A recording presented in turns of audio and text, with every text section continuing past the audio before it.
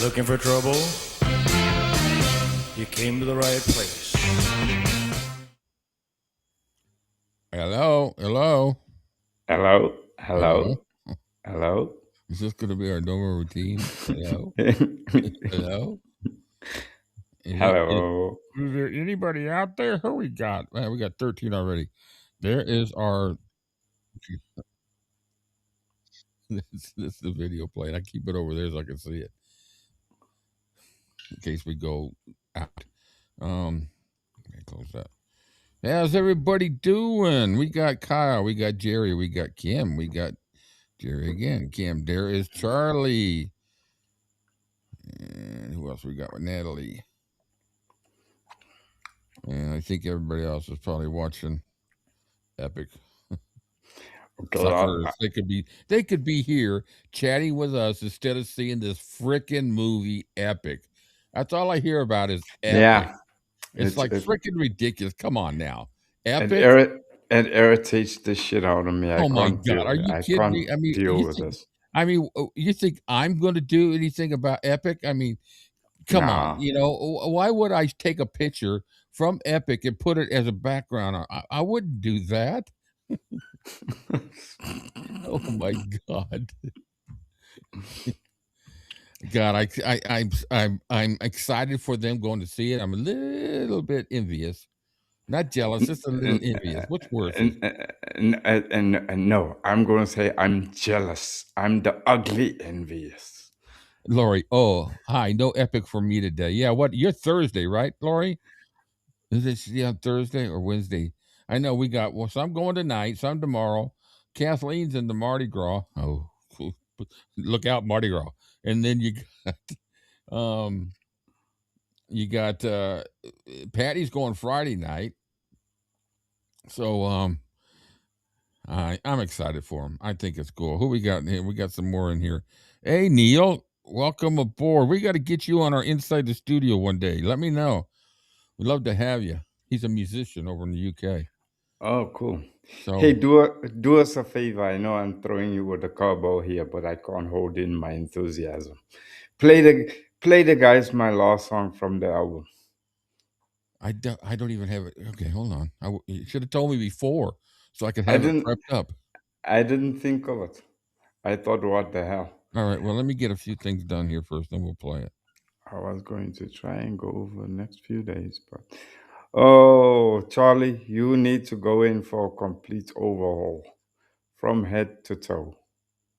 Hello, Lori. We got two. We got two Loris in the house. Very good. Yeah. I know it gets confusing on when we're doing the radio show. And this was for Lori. I didn't request that. No, the other Lori. You guys got to join us on a Friday night. You will never be the same. No. Never. All right. So what the hell was I looking for right now? My lost track. I know what I was doing. So I got to lead off with this. So one of my stupid dad jokes. So Bugs Bunny, Elmer Fudd break into a distillery. Bugs turns to Elmer and says, "Is that whiskey?" And Elmer says, "Yeah, but not as whiskey as Wabina Bank."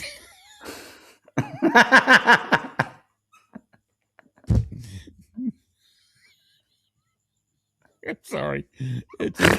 I gotta remember that. It told me when I saw that on my Facebook, I just started laughing so freaking hard. I thought, okay, I got to cut that. I'll never remember it. So I screenshot it and put it over here so I would remember. Not as whiskey as Wabina Bay. I could actually say that. I can't read a book, but I could do whiskey. I could talk like Elmer Fudd. All right. So anyway, we're back to Decoded. And I just want you all to know, and a lot of you will get this, I had a dream. I had a dream last night. That's the only thing I got to say. Wow, you lucky you still get them at your age.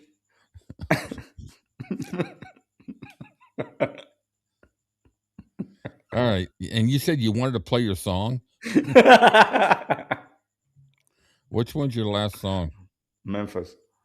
Okay. All right, guys. I can just play it from the screen then. All right, take a listen. This is Cam's new song, and then we're gonna dig into Decoded because I have I told Cam, I said, I don't think we're gonna only make it for an hour today. It's gonna be a long one today because we're covering the Decoded. When is it a short one? We're gonna for Decoded chapter. We're gonna get all the way to chapter 8 today. We are halfway through the book. Wow. You know, we started 3 haircuts ago. So all right, so what am I doing? Okay. All right, guys. Hold on to your giblets. This one is called Memphis or just Memphis? Yeah, it's Memphis. Okay, here you go. Take a listen. And it's the last track on the album. It's the last sneak preview you guys are getting.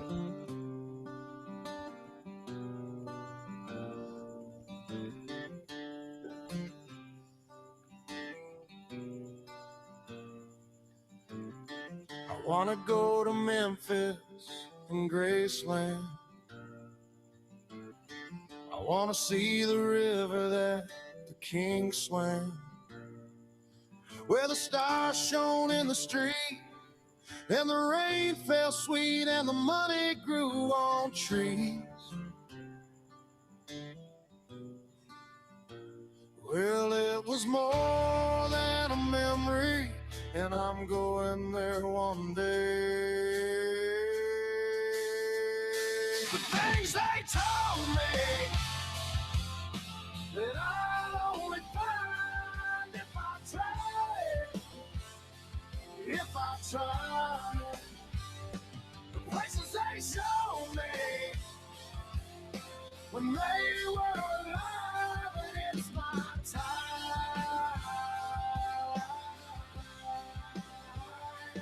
It's my time. It's my time.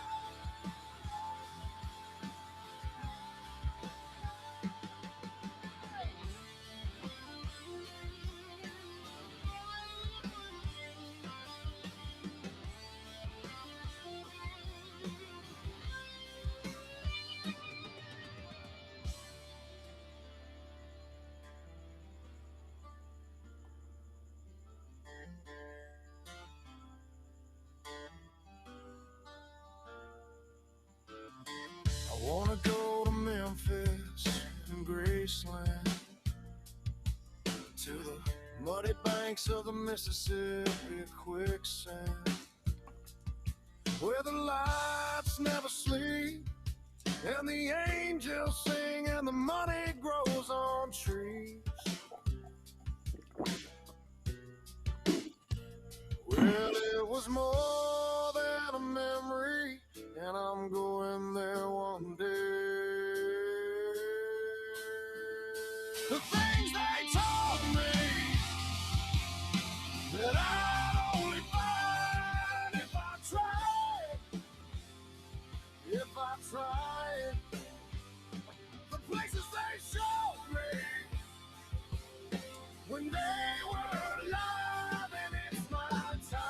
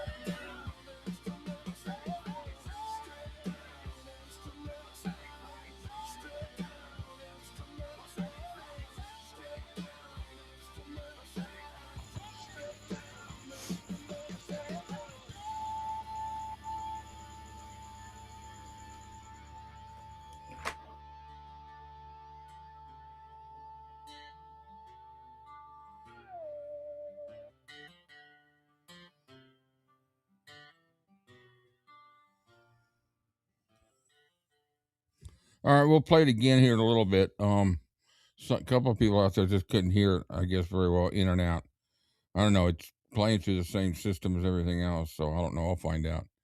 We'll try it again. I've got it downloaded now from the Google because it was up on the Google Drive. Anyway, it was Memphis.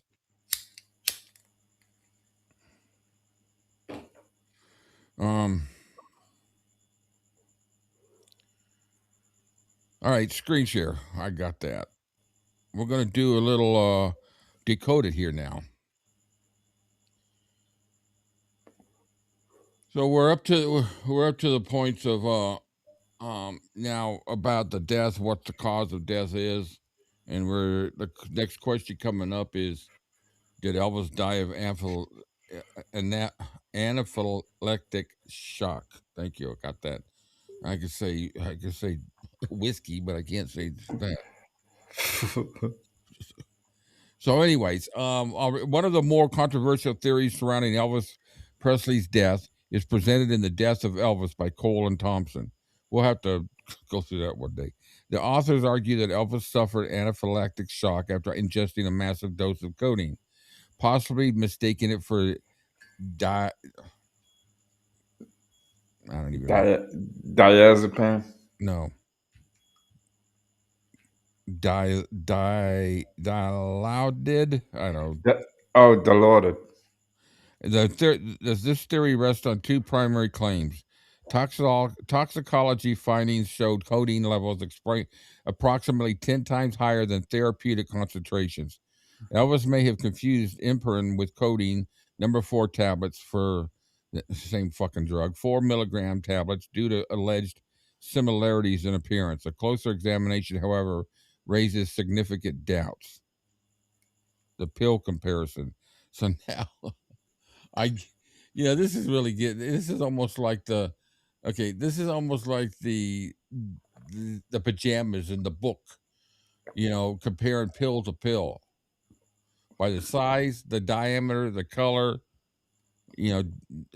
One's pale yellow, small, 7 and 30 seconds of diameter. Then you got it gives you all the details. I don't imagine. I have no idea how he was given his doses of prescriptions. No, I don't believe he would have mistaken. He would have mistaken. He knew that PDR so well, he would have known exactly what he was taking. Anaphylactic shock would have had a different reaction than what he had. Because when you get that, don't you start swelling up? Well, I guess he was already bloated, so I don't know. All those tablets differed in size, color, shape, markings, and feel. The only superficial similarity was the number 4, and even that represented different dosage conventions. So I don't see, knowing what he knew about prescription drugs, a mistake of first of all mixing them up, and second of all taking the wrong ones. Why would he have ones anyways with him that would put him into anaphylactic shock, unless they're talking about the mixture of them? But I don't think he mixed them up. I don't see how, and I think at the end of the result, we'll get to that in a second. I think it would have been different symptoms, different what's the word I'm looking for? Just hit a blank. I have no idea what you're thinking of. The dosage assumption problem. The theory assumes that a serum level of 1.08 must equal 10 tablets taken at once. Hey, Brent's in the house. Hello, Brent. Therefore, Elvis ingested approximately 600 milligrams of codeine. I don't know what a normal dosage level of codeine, so this is all Greek to me. Every bit of this is Greek to me. Drug serum levels do not increase in simple one-to-one proportion with the number of tablets taken. Levels reflect, I guess Charlie would be the best one to give us any kind of input. Levels reflect absorption, metabolism, organs function, and excretion rates, not merely dosage. Additionally, the toxic range for codeine is cited as 1.6 to 5.6 milligrams. Elvis's detected level was below that range. If 10 tablets were taken simultaneously, one might expect toxic range levels, yet they were not documented as such. There we go. Everything froze up on my side. What part, where do I need to go back to? No, I heard everything that you were talking about in terms of one pill equal 10, or one dosage equal 10 pills or something to that effect. Yeah. Accumulation versus single dose overdose. A more medically plausible explanation involves drug accumulation, the gradual buildup of medication in the body due to impaired metabolism. It occurs when a drug is absorbed faster than it's eliminated. The liver, kidneys, or gastrointestinal system function poorly. Even each new dose adds to residual levels already present. Elvis had documented liver abnormalities. A 1975 biopsy showed tissue changes consistent with toxic injury. Autopsy findings noted fatty metamorphosis. Chronic constipation and GI dysfunction were well documented. With compromised hepatic and renal function, even standard doses could accumulate to patient specific lethal levels. Mm-hmm. So, this differs from polypharmacy, a single dose overdose, a large ingestion at one time, which I don't think happened. And Mm-hmm. in the book about the death of Elvis by Cole Thompson, the argument emphasizes the latter. The medical evidence more plausibly supports the former, polypharmacy. Mm-hmm. Anaphylactic shock theory also depends on Elvis being allergic to codeine. However, there is no documentation that confirms a diagnosed allergy, and Elvis reportedly ingested codeine containing medications regularly. Tolerance tends to develop with repeated exposure. Severe opioid allergies are rare and often cross reactive, yet no consistent reports suggest Elvis reacted similarly to other opiates he used.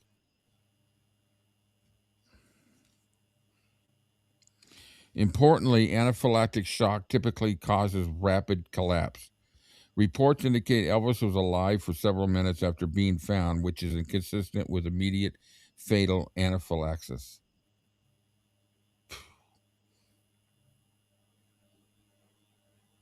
600, Charlie says 600 milligrams of codeine is a massive amount of codeine. I doubt he would have taken that much of it. Accounts suggest Elvis's morning was largely observed until approximately 7:45 a.m. between 7:30, after which he was alone intermittently. For the 10 tablet theory to hold, the large ingestion would have needed to occur after that time.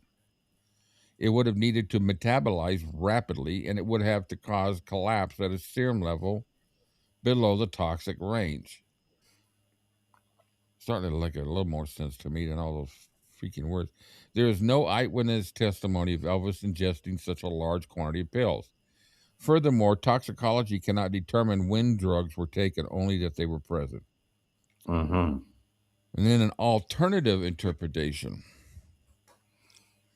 A more coherent scenario. Elvis already had accumulated codeine and other medications in his system.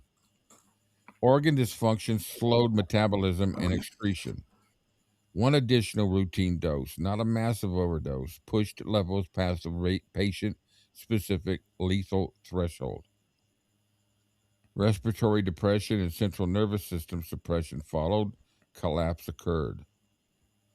This aligns more closely with pinpoint pupils reported by the paramedics. I thought your pupils. I thought pupils. I thought your pupils dilated when you died. No, not always. It depends the circumstance.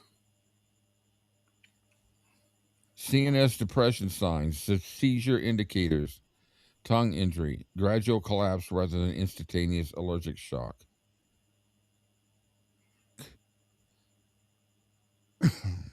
Codeine can stay in the body up to 4 days, says Charlie.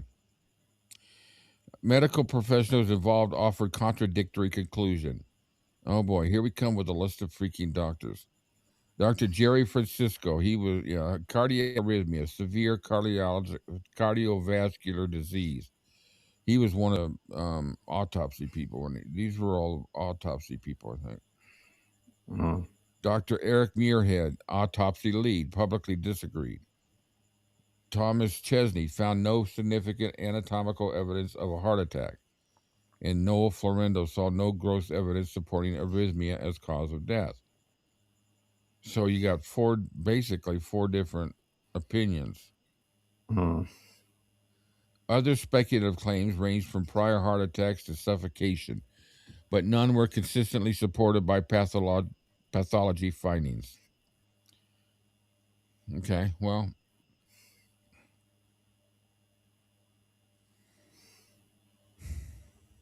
I'm going to have to pull up the book here in a minute.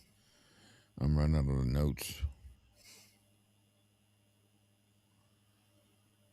So there's discrepancies in the weight between people. Reported weights at time of death range from 220 to 230 to 255 to 275 to 350. 170 pounds appears on one circulated but unofficial document. He wasn't 170 pounds when he died. He was 165 to 170 when he was in. That's the way it is. So there was no way he was 170. I would put him between 220 to 230. Just by sight and experience. The official medical examiner's report leaves the weight blank. The 170 appears to be a later addition and does not appear on the official filing. 270. No brain issues either. There's no way he was 350. That's freaking huge. He was 6 foot tall, and a person 6 foot tall with a medium build, which I think he would have a medium build. It would average around 165 to 170, 175 for good shape like he was. I just can't see 350. It's ridiculous. Dr. Joseph Davis. Why did they? Don't those? I don't understand why they didn't weigh him, or did they? They're all arguing about it. I mean, they got scales in the autopsy room.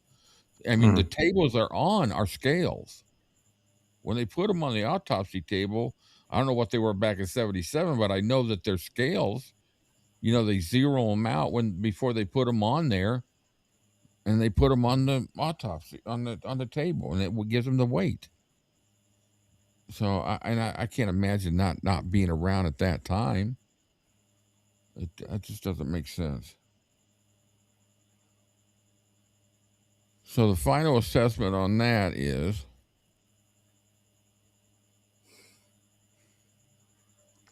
the theory that Elvis died from anaphylactic shock after mistakenly ingesting 10 codeine tablets is, depending on the speculative pill confusion, and we're coming to the we don't know, and what difference does it make? Based on an oversimplified interpretation of serum levels, unsupported by documented toxic range concentrations, inconsistent with pharmacokinetics and organ dysfunction evidence, weakly supported regarding allergy claims.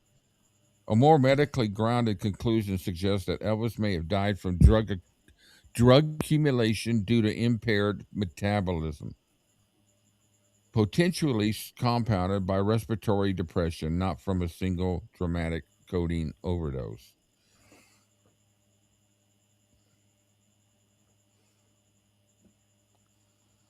Um, I'm kind of leaning towards that because the drug accumulation theory due to impaired metabolism. Because if we look at it generally, we go all the way back to as early as documented. His entire system wasn't functioning normally at all at any given point. Cody's Cody's given by pill and by injection, right? Yes. Comes both ways. Now, so Yes. supposedly he got a codeine injection at the dentist. Mm-hmm. Then he comes home and takes codeine with his normal, what do they call it, the attack or whatever they called that. Mm-hmm.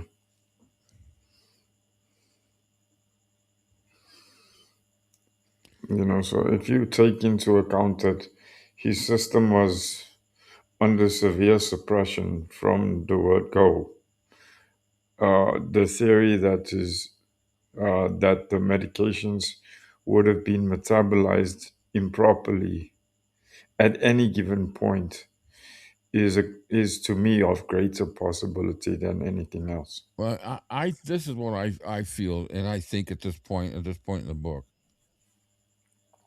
this time was going in the path he was going was taking prescription drugs the way it was, and the way he was in pain and all that. The fact that it happened August 16th is just it was the time. It was time. It was the end of the tracks because nothing had changed. He was taking the prescriptions regularly. Well, your body may get accustomed to some of them, but there's going to come a time where something's going to happen, like an extra injection or what, and your body normally would be able to take it, or an extra pill or whatever. If it wasn't the 16th and nothing changed as far as stopping taking the prescriptions and it would have been the 17th. It would have been the 18th. Thank God it wasn't on stage in Portland. I Mhm. don't think this is an event. I don't think his death was caused by the occurrences of that day. No. I think his death came because it was his body has finally said enough. Hmm. Everything Yeah. he was self-medicating. He was being and with every reason to in those days when they didn't have answers for a lot of things, and he'd spent his whole freaking life practically in some kind of health issues according to the books that I've read so far. Hmm. And even back in the 50s when he's up on stage jumping around and all that, and he's having colon problems and digestive problems, there's just going to time when the body's going to say, I can't take this anymore, I can't do it anymore, I'm I'm shutting down. Because remember, he was taking Dexedrine as early as 1958 in the army, Yeah. and I know Dexedrine puts an immense strain on the heart because it pushes your blood pressure up and your pulse rate to insane levels. So So if you go from there, uh, we know that he was taking speed on and off uh, between 1958 and 1977, and then at the same time taking the speed pull to go up, you got to take something to go down. And when you yo-yoing that fast, uh, the body takes an immense beating. It's not even a pounding; it's a beating. So I agree with you 100%. I think it's just uh, coincidental that it happened on the 16th. Uh, the good thing about that is it could have been so much worse. It would have been. Can you imagine if it had happened on the 17th in May or any time after that while he was on tour the following 2 weeks? you know here's my conclusion, since Patrick likes to use that term. My conclusion is Elvis died of an overdose that took 20 years to overdose. Yes. It was just an accumulation of the 20 years of the pain of the prescriptions that got more and more. So if some people say he died of an overdose, I'll say, well, yeah, technically, I guess you could say that. After Yeah. 20 years of taking prescription drugs, and they've been getting more and more because he's pushing his body more and more. He's getting older. He's getting, you know, th- someone said to me one time, and I'd like to punch them right in the head because you know that, and I don't know if Neil's still on here or anybody else out there that's a musician. You know that, and I'm not comparing myself to Elvis as far as up on stage playing or anything like that. But I do know that after I've played a gig and I've done a couple of sets that wind up being a couple of hours, I am freaking exhausted. And Mm. I'm just sitting on a bar stool singing. Mm. This man goes up there for 55 minutes, and we see the pictures afterwards of him coming off that stage. Back from Mm-hmm. when he comes in off the San Diego stage and he's coming around and his head's just, you could just tell the man's exhausted. Mm. So it was just an accumulation of all those years of not being able to get a proper medical explanation of what's going on, to get the proper treatment, to get the proper prescriptions, the drugs, or whatever he had to do to, if I'm say I'm having an issue with, okay, say I'm having an issue with blood pressure, which I surprisingly don't.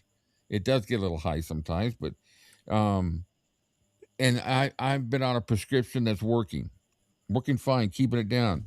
I'm not going to go out and try to find other drugs to maintain it too, Mm-mm. because it's working.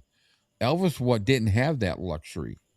Mm-mm. He would take drugs, and his body would either get used to it or they weren't working, so he'd find something else. But he'd still be taking the original one. And Mm. so over a period of time, I could see the polypharmacy in the whole situation. Over a period of time, that I'm telling you right now, on my short little experience of what the drugs can do if they are mixed right, are mixed wrong, they don't act. And that it two drugs may work fine in one person, but may not work fine in another person.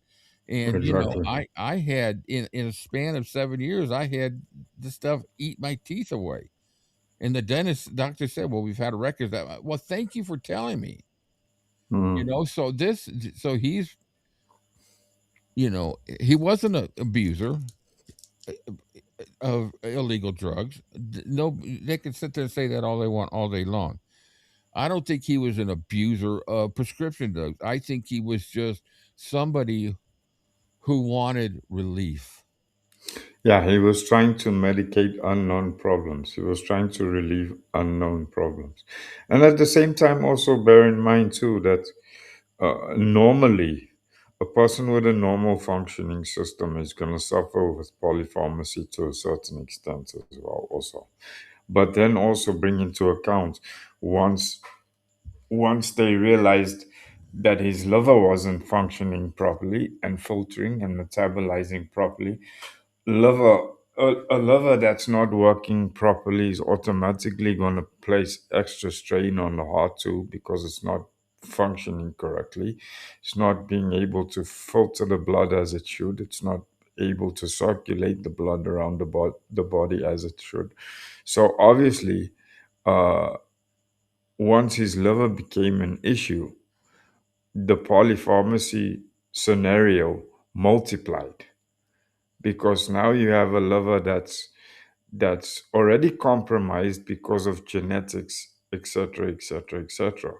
Now you're ingesting a myriad of different medications to try and manage known as well as unknown conditions.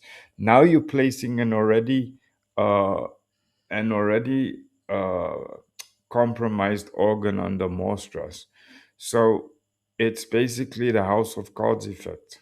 He kept stacking the cards and stacking the cards and stacking the cards, and eventually the house of cards crumbled. Yeah. And once again, we'll never know. Yes, I agree with CCAT to a certain extent too, but the treatments that they had at the time were very invasive treatments. I mean, if he had gone for treatment, uh, to address his colon issue, he would have had to walk around with a colostomy bag. Yeah, And I that, also think I also think that if they had the rehab places back then, I still don't think yes, he would have gone. no, He was too proud. He was yeah, too, and he didn't want it. He didn't want his personal. I mean, think about it. We knew he was not well. We knew what was hell, but he never talked about it in the public. He never. People wondered, and that's the problem with not letting people know what's going on, because now people start assuming, especially the haters. Oh, why do I mm, say that word? The hate the it's just an overused word in the YouTube world. Um, the people that don't like them, that aren't fans, they want the jealous people, the people that want to destroy, put him in a bad light, just to kind of, and all they're doing is just showing Elvis was just a human being. He was just a human being like anybody else, as far as when it get to the physical part of it all. He yes, wasn't a exactly. saint, he wasn't a god, but he was an enormous personality in the world, and as much as he made the remark, at the times that he made the remark, I love being Elvis Presley, or the times when he would say, I don't know why I get all I'm sure that he loved his career. He loved singing. He loved doing singing in front of fans. He loved recording good music. Flat out, that's what he was made to do. But at a point in time, there's got to be a time when he goes, I can't take this anymore, or that it's just too much. I mean, sure, there's time. I'm sure if he's a normal human being, which he was, they would sit back and he would sit back and think that after Yeah, tough times, and I don't. I agree with what Laurie and Charlie are saying. Had he gone for that treatment, he would have been had to have been off for a minimum of a year, and we all know that he wasn't financially solvent enough to be able to take off a year and say, "Okay, I need to go for this treatment. I'm going to be out of the game for a year." Uh, let's even hypothetically say that they did have treatment centers at the time to help him with addiction problems and whatever the case may be. He would have had to be in an active, stringent, highly monitored program for at least a minimum of 6 months. He would have almost had to go on a lockdown kind of regiment uh, to really give his system the opportunity to get clean. And we all know that he didn't have the financial capability to do that, firstly. And secondly, the colonel would never have allowed that, because that would have meant for a year he gets no income or minimum income. Yeah.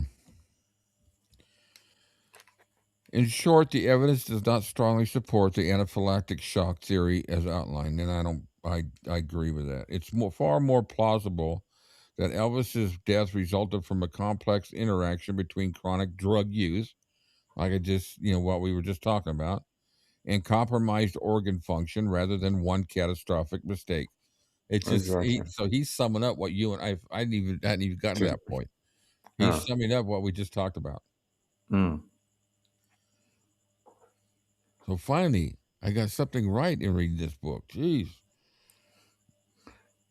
Why did he sign it? Because he had to sign it. He was legally obliged. He was legally obliged to sign it. He was the treating physician, or the main treating physician. Well, I don't. I'm the person that performed the autopsy can sign it too. Yeah. Okay, so let's see what he says. Two different versions of his death certificate have circulated for many years. One has Dr. Nick's signature and appears either undated or with the date obscured in the lower corner. Richie boy.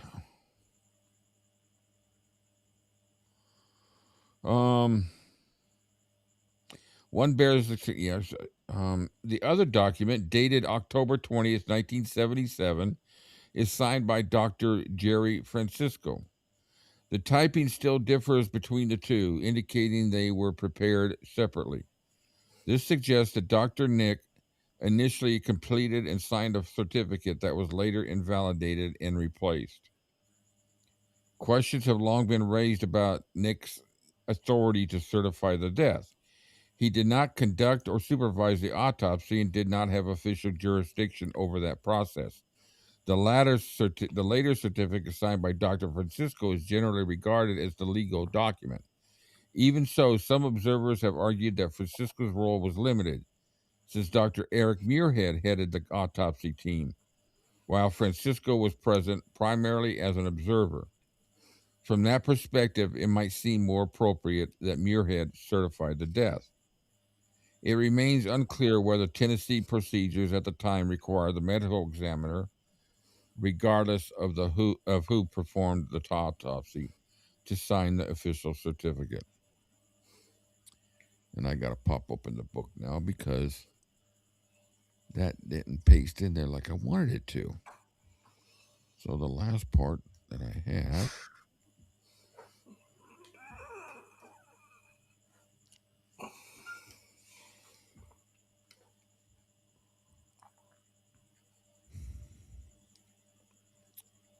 Sorry, guys. Typical routine. Fucking leave it to Rick and he'll fuck it up. So what are these two medical examiners' reports? There are okay. Well, I just went through that.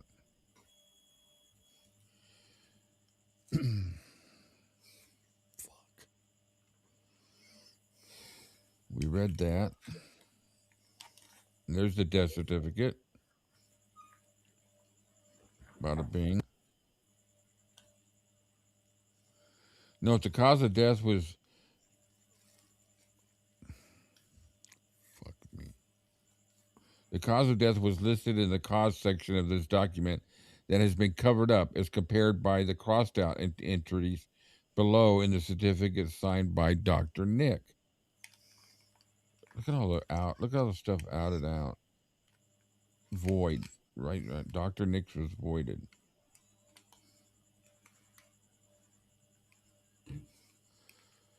All right, we're into the autopsy examination, guys.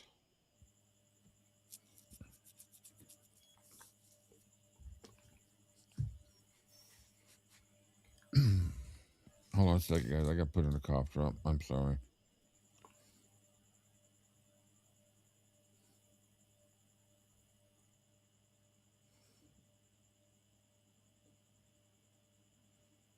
All right, I don't know how much this is going to get into detail, but we'll see. So why was Dr. Joseph Davis asked to review the autopsy findings in 94? Dr. Joseph Davis was asked to review the autopsy materials to determine whether Dr. Francisco had falsified the death certificate. The details of the story and of the political backdrop are outlined below. And this is from an article in the Commercial Appeal. Hello, SLK 320 Classic. Dr. Jerry Francisco did not lie on Elvis Presley's death certificate when he said Presley died of a heart attack. The state health department said Thursday. This is in the paper. The health department, Miami pathologist, is hired to review the case, concluded that Francisco, the Shelby County medical examiner, did not willfully and knowingly falsify it. The former county commissioner, Vasco Smith, who pushed for the investigation for years, said he believes a whitewash continues and hopes that the commission or someone else will pursue the matter in court. Smith has said, and I'm going to minimize that now, Smith has said that he wanted to use a finding that the medical examiner falsified Presley's death certificate as a basis to challenge his rulings on the deaths of others, particularly of suspects and prisoners who died in jail or So there's the politics on that part of it. Mm-hmm. Smith, a longtime civil rights activist, has argued for years that the medical examiner's office has covered up possible police brutality in the deaths of black suspects in custody. God, nothing fucking changes. Mm-mm. We're talking 50 years later.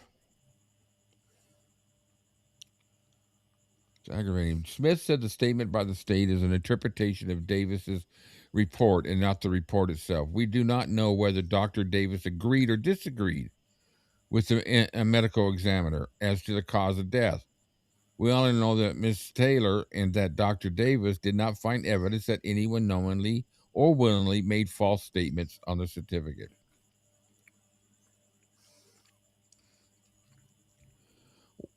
What was Dr. Davis's conclusion? Yeah, Lori, I just gets, and then I go back to 65 when I lived in LA and it was the riots going on there. And it's just like, you're talking 60 years later and it's the same freaking shit. Dr. Davis found that Dr. Francisco did not falsify the death certificate. Davis was not, however, asked to render an opinion regarding the cause of death. Do you agree with Dr. Davis's conclusion? No, I do not agree. I'm reading. It's not me. I do not agree with Dr. Davis when he determined that Dr. Francisco did not falsify the death certificate. While Dr. Francisco to this day stands by his determination that Elvis died of a cardiac arrhythmia, there seems to be ample evidence that Dr. Francisco was not involved in the autopsy to the extent that he would have been able to render an informed opinion. Laura, you would think we would, yeah, ain't that the truth? I mean, Yeah. we normally don't talk politics, and we're not going to get into a discussion of it. But when you sit here, it wouldn't have come up if we hadn't read this, and all of a sudden it's just like an image of what I just got through looking on the news last week. When I opened up, turned on the TV, and there's a report of what just it never ends. No, and that's still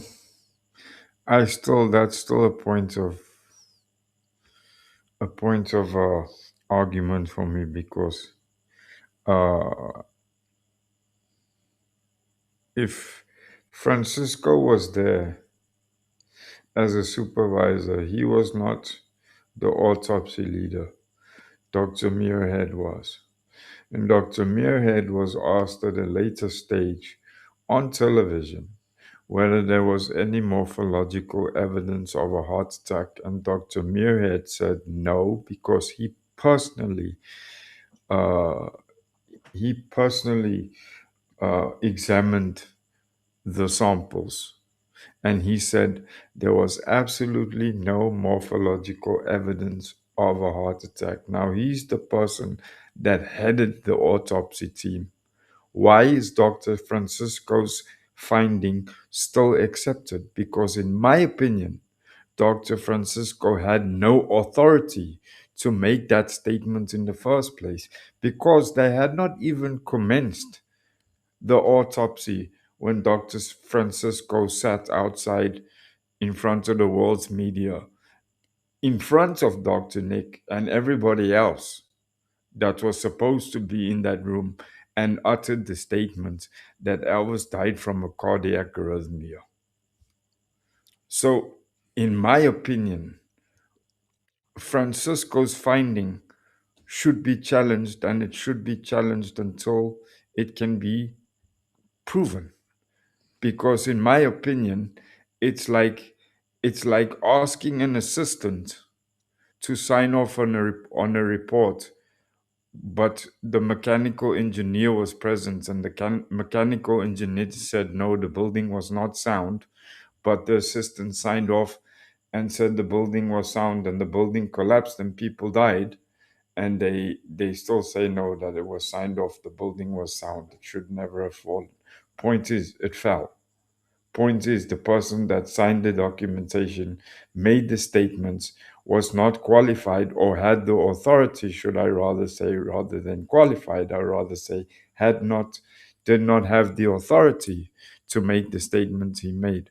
Therefore, I disagree with his finding because of his lack of authority. Dr. Francisco reached his conclusion before the autopsy was complete and before the toxicology tests were complete. And Dr. Francisco's conclusion does not take into consideration the opinion of the autopsy team. So he did it all on his own in the finding at autopsy. If the medical examiner is required to analyze all the facts before reaching a conclusion as to the cause of death, and Dr. Francisco reached a conclusion before analyzing all the facts, then a finding could be reached that Dr. Francisco falsified the death certificate. After all, he announced the cause of death before he could have reasonably known what killed him.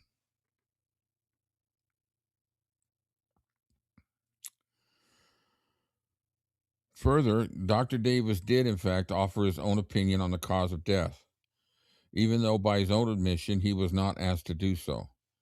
In a letter to the author dated May 6, 1997, Dr. Davis made the following statement, which leaves room for debate. How did the question of falsity arise in the first place? A local politician wanted Dr. Francisco to arrive at conclusions about some deaths in which the politician had an interest. When Dr. Francisco rendered impartial, objective conclusions, the politician responded by accusations. Sounds like there isn't unity within the circle there of people that were there.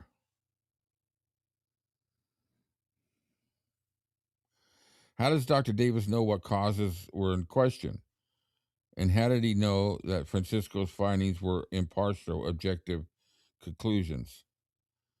This comment suggests a bias in favor of Dr. Francisco, since Davis is assuming, without knowing the facts, that Francisco's conclusions were impartial and objective. Either he died of the drugs, which were found at the autopsy, or he died of the heart disease, which was also found at the autopsy. And I think it's a accumulation of all of it together.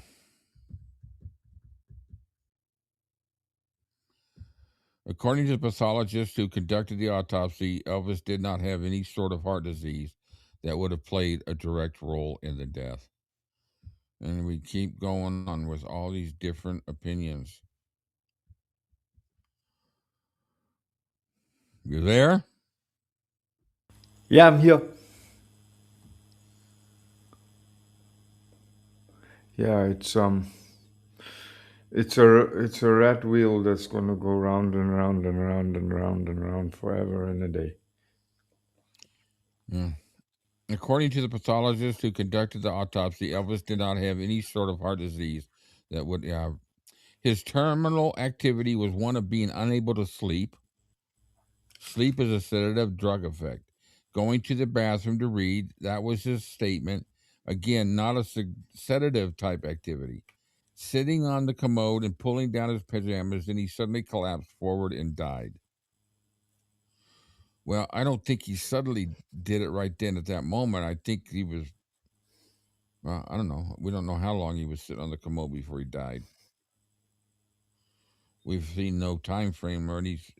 They're more concerned about the color of his pajamas in a book than. But, I don't think they could ever determine how long he was in that bathroom before he died. No.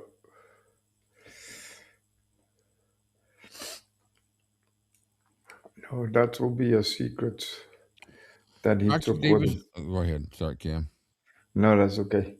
That'll be a secret that he took with him because he was in there alone. And there's no clues. Well, and the way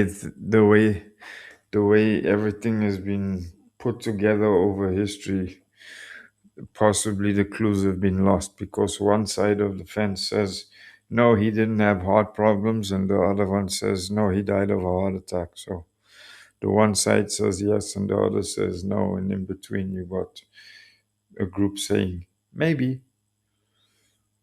So I don't think it will ever be clarified. And even so, even if it is clarified, what's the what's the desired outcome?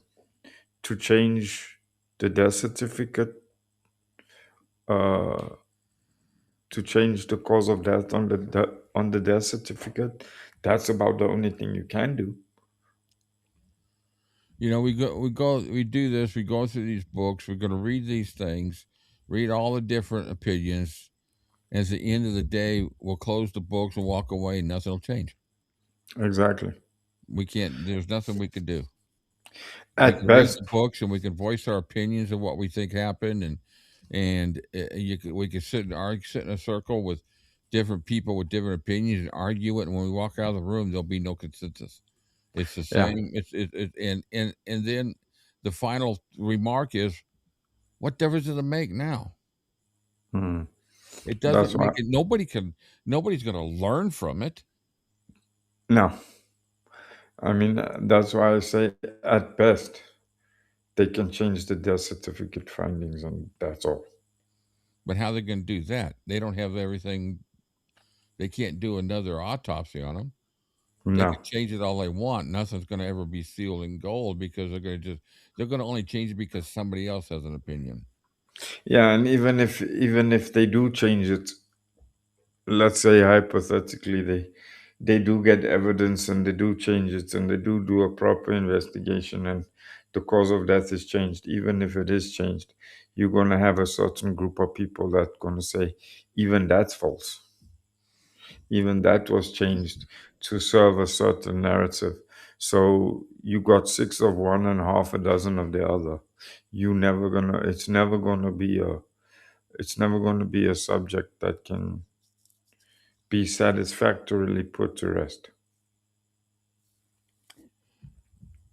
Dr. Davis is ignoring the question of tolerance, which would alter what would normally be considered sedative type activity, which is another thing we talked about when we were talking about the span of time for the overdose. His body just built a tolerance to the point where there was no more room for any more tolerance. Yeah, and And that's also basically it.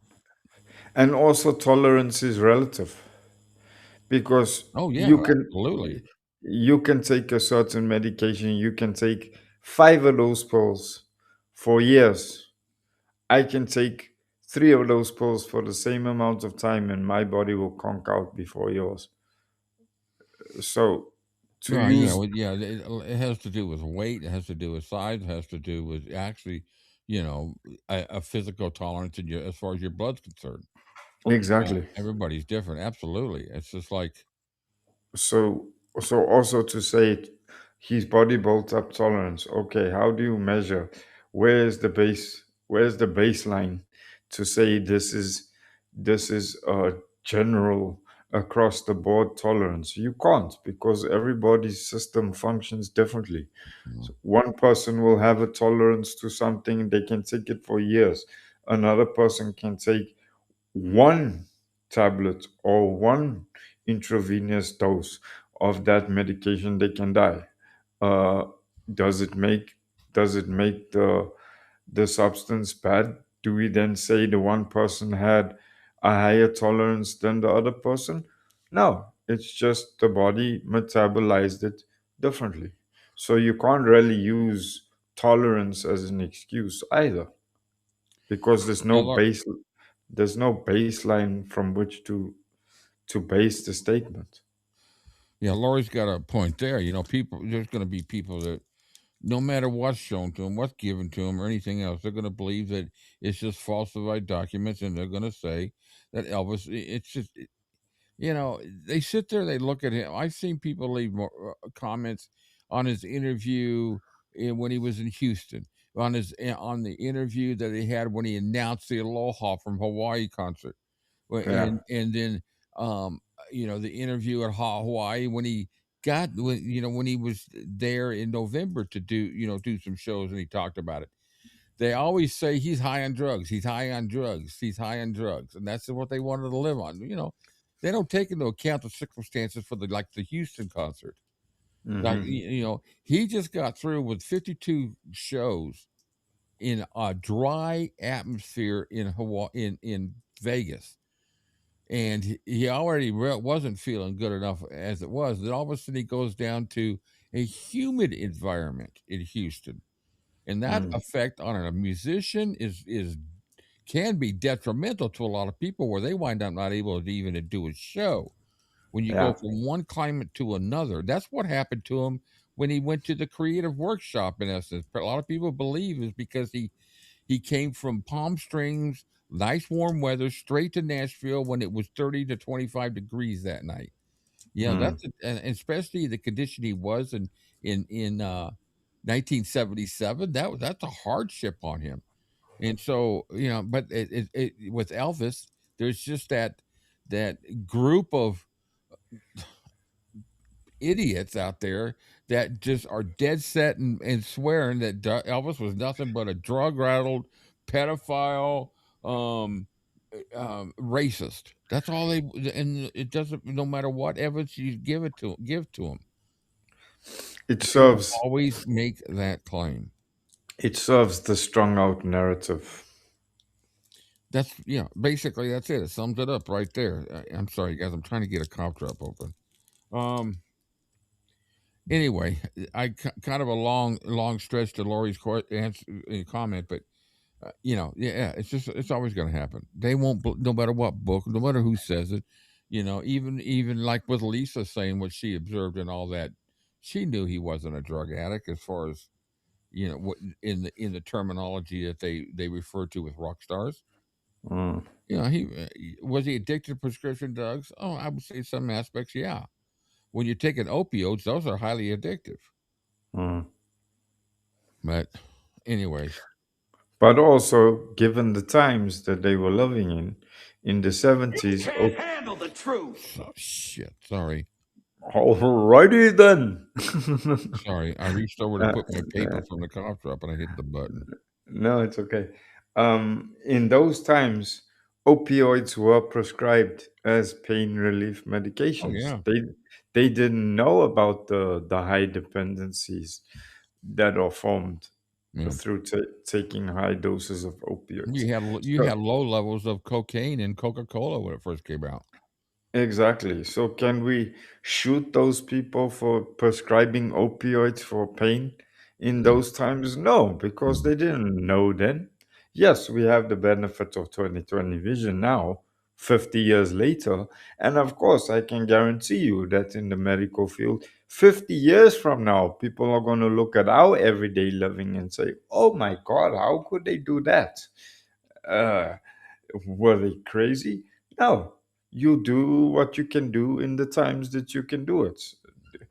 Unfortunately, or fortunately, whichever way you look at it, the medical field progresses so quickly uh, with regard to everything that there are things that are coming out in today's day and age about uh, diseases like diabetes, for example.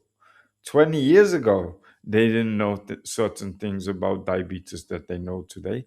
And is it wrong to crucify those people with today's knowledge? I would say exactly yes, because they didn't know it. They didn't.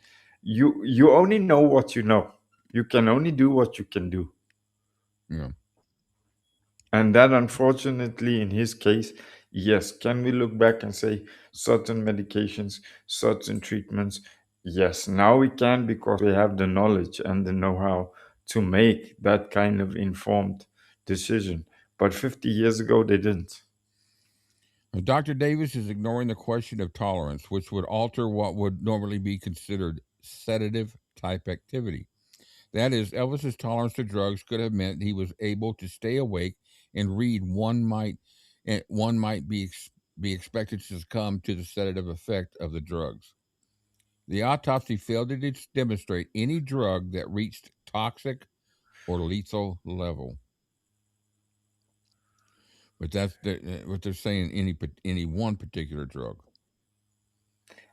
Yeah, Some drug. but then again, that goes back to my point of relativity, because you can take a certain group of medications and they won't show up as toxic, but I can take them and they'll show up as toxic. It comes down to uh, how the body metabolizes. So again, there's no baseline which determines uh, toxicity across the board. Or am I wrong, Charlie? That's my understanding. Toxicity is relevant from person to person. Oh yeah, that's what we were saying earlier. Yeah, There's no Dr. Davis base. is well. It's just like with me. I take gabapentin for my legs. I take 600. I take 600 milligrams in the morning. Some people get by with 300. Some people need more. It's a tolerance. Mhm. And after a while, if I keep taking this for another 5 years, I'll need a higher dose. Mm. Dr. Davis is alluding to the question of an overdose here, not the question of polypharmacy, which was the ruling based on the toxicology tests. With polypharmacy, the issue is how the combined individual drug levels might affect the person in a synergistic manner.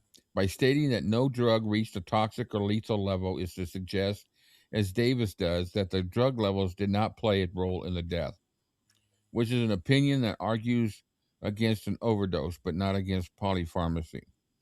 No one in this case has suggested that Elvis overdosed, so there's no reason for Davis or anyone else to respond to that charge. The theory behind polypharmacy does not require toxic or lethal levels.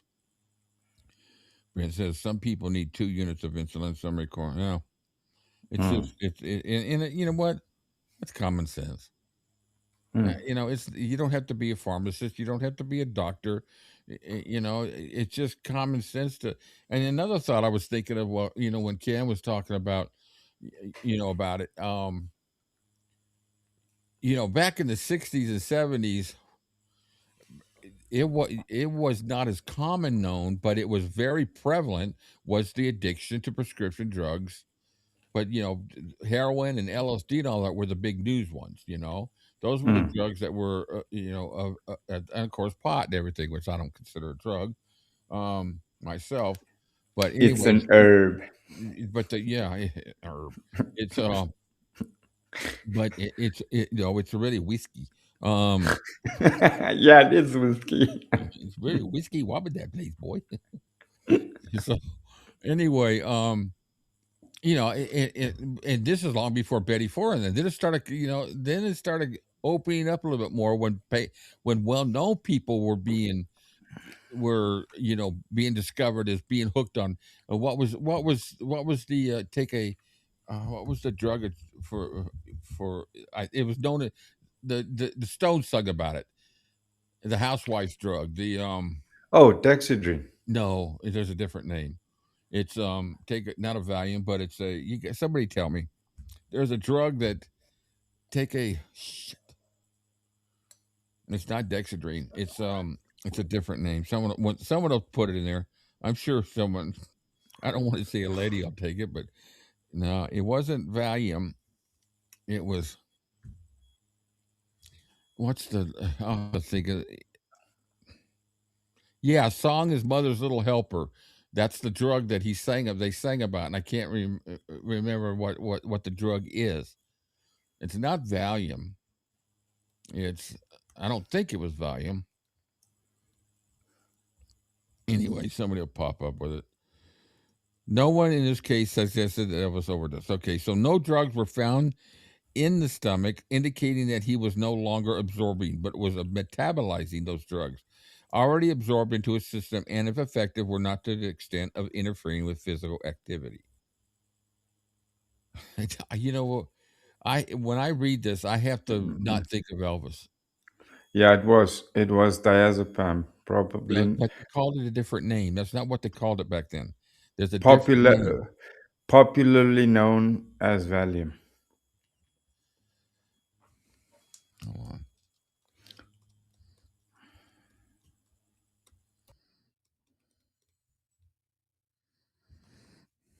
Yep, that's it. Valium. Yeah, it wasn't that Dexatrin. That was more of a diet drug. Anyway, yeah, I couldn't. I knew it started with a V, but I couldn't remember. I thought there was another drug that started with a V, but that was the drug of choice.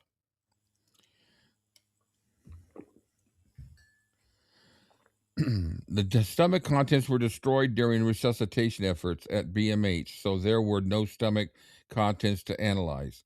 Thus, Davis's assertion that no drugs were found in the stomach is a false statement. Davis had to have known this when he reviewed the records. Dr. Francisco was only an observer. This is a key point offered by Davis. If Francisco were only an observer, how was he able to make an informed determination as to the cause of death? Here, Davis is telling us that Francisco was not directly involved in the autopsy. As such, it is my opinion that Francisco was not in the position to reach a conclusion as to how Elvis died, especially when so much evidence and opinion to the contrary existed.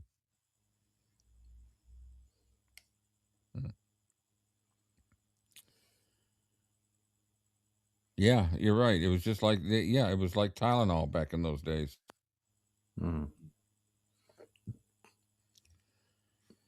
The reports in the publications do not indicate alarming levels of drugs for a person who had sufficient usage to develop tolerances. Dr. Davis states here that the drug levels were not noteworthy for someone who had developed tolerance to the drugs. Yet previously, Davis did not factor in tolerance when addressing Elvis's activity that morning when he went to the bathroom to read. In most of his commentary and observations, Dr. Davis appears to be basing his conclusion that Francisco did not falsify the death certificate on whether he agrees with Dr. Francisco's determination. After all, the issue isn't whether Francisco's cause of death determination is correct. It's whether Francisco knowingly committed to the official record a cause of death that was not properly determined.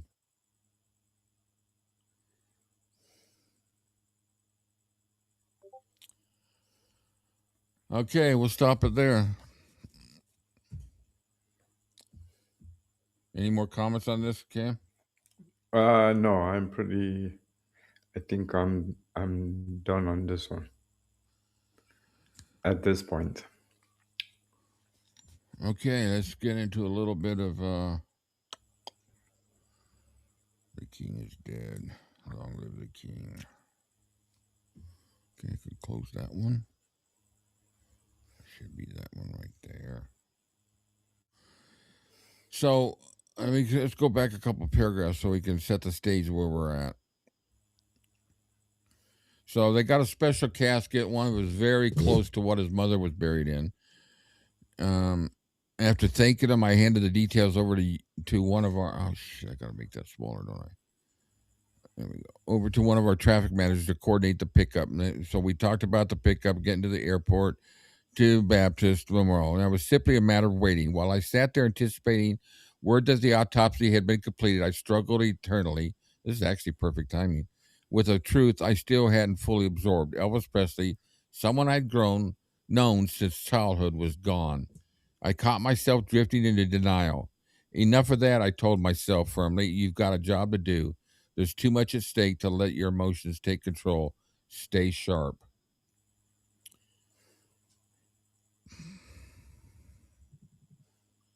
Okay, I've just lost the I hit that too fast.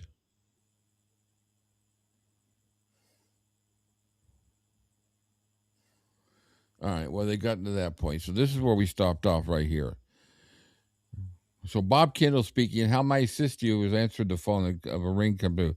Mr. Kindle, this is David Struble from Baptist Memorial. The caller said, I've been contacted by a representative of the Presley family and instructed to notify you.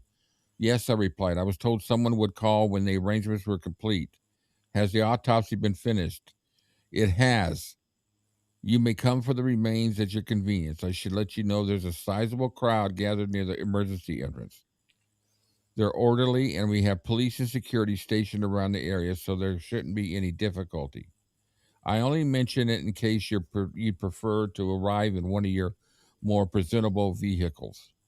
I considered whether it might be wiser to use a different entrance to avoid the onlookers. Struble advised against that. It's best to follow your usual procedures, he said. The people gathered outside are behaving respectfully. Diverting elsewhere might create confusion. I had handled many transfers from Baptist Memorial over the years. The routine was familiar. Should I ask for you when we arrive? I asked. You may, but it won't be necessary, explained. Security personnel will meet you at the entrance. Identify yourself, complete the required paperwork, and you'll be escorted to the autopsy suite. What a chain of events. Mm-hmm. You know, I envision this stuff. I read this stuff and I envision it in my head. And I picture it. I picture the casket. I picture, him, both of them on the phone, and Kendall sitting there. He's about to probably to that point and afterwards this was most important critical job he's ever done. Career defining. What did you say? Career defining. Yeah. I told him we would be there within 15 to 20 minutes and that 3 of us would be making the trip. After hanging up, I instructed the switchboard operator to notify the 2 staff members assigned to accompany me so we could depart immediately. I straightened the papers on my desk, a small act of order before stepping into what would be an unforgettable moment. Then walked toward the rear assembly area of the building, passing through the wide double doors used for bringing casketed remains in and out for service as I stepped outside. Funeral directors Hamilton and Webb were already waiting. It was time.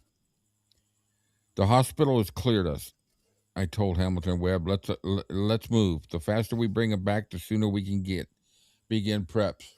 There was no need for further discussion. The 3 of us crossed the parking lot in silence toward our newest funeral coach, a gleaming white Cadillac marked discreetly with the number 24 near the lower edge of the driver's door. Ordinarily, we would have used a modest utility van for a hospital transfer. That was standard practice, but this was anything but standard. We knew there would be crowds, cameras, national media. Out of respect for the moment and understanding the visibility of what we were about to do, we chose the largest and most dignified vehicle in our fleet. Webb took the driver's seat. I sat beside him, and Hamilton settled between us. Drive normally on the way there, I advised. No need for a procession pace yet. On the return trip, though, we will slow it down. People will be watching. As we approached Baptist Memorial, it became clear just how closely we were being watched. Even 4 blocks from the hospital, Union Avenue was lined with people standing shoulder to shoulder along both sidewalks. They weren't shouting or pushing. They simply stood there, waiting, hoping to catch even a brief glimpse of the hearse that would carry Elvis Presley from the hospital. Radio and television stations had been reporting for hours that an autopsy was underway and that the body would soon be transferred to the funeral home. That advance notice had given fans time to gather. And they had come. Not in chaos, not in frenzy. So they're making a decision right there after, right. They've made a decision right there within that 24 hours or so, the doctors or the medical examiners of the cause of death. Though they had disagreements, right? Mm-hmm. Now, we're talking 50 years ago, and yet today, you don't get autopsy reports of famous people who died for a few weeks later. Exactly. Look how long they took on Lisa's report. Yeah. Months. But in quiet collective grief, here is a fully rewritten and original version that preserves the scene, tone, and meaning while avoiding copyright concerns. That's stupid. I didn't take that out, did I? As we move steadily down, I had ChatGPT rewrite it so it avoids copyright, and it's telling me what they did, dumbass. As we moved steadily down the White Avenue, silence filled the hearse. None of us felt the need to speak. Each man was absorbed in his own thoughts, mentally preparing for what lay ahead once we formally accepted custody of the remains. My focus, until I suspect theirs as well, was on responsibility. From this point forward, every movement we made would be observed. Cameras were already positioned, television crews were broadcasting updates. Around the world, viewers would be watching closely as events unfolded. This was, in effect, the opening scene of a funeral unlike any other. Then, before, now, I'm throwing that in. There would be no margin for error. As professionals, we were trained to move with composure, deliberate, controlled, respectful. The handling of the deceased requires precision and dignity under any circumstance, but here, the expectations were intensified many times over. The scrutiny would be relentless. Fans who had embraced Elvis so passionately in life would demand equal reverence in death. In their eyes, we were not simply transferring a body, we were entrusted with someone they felt belonged to them as well.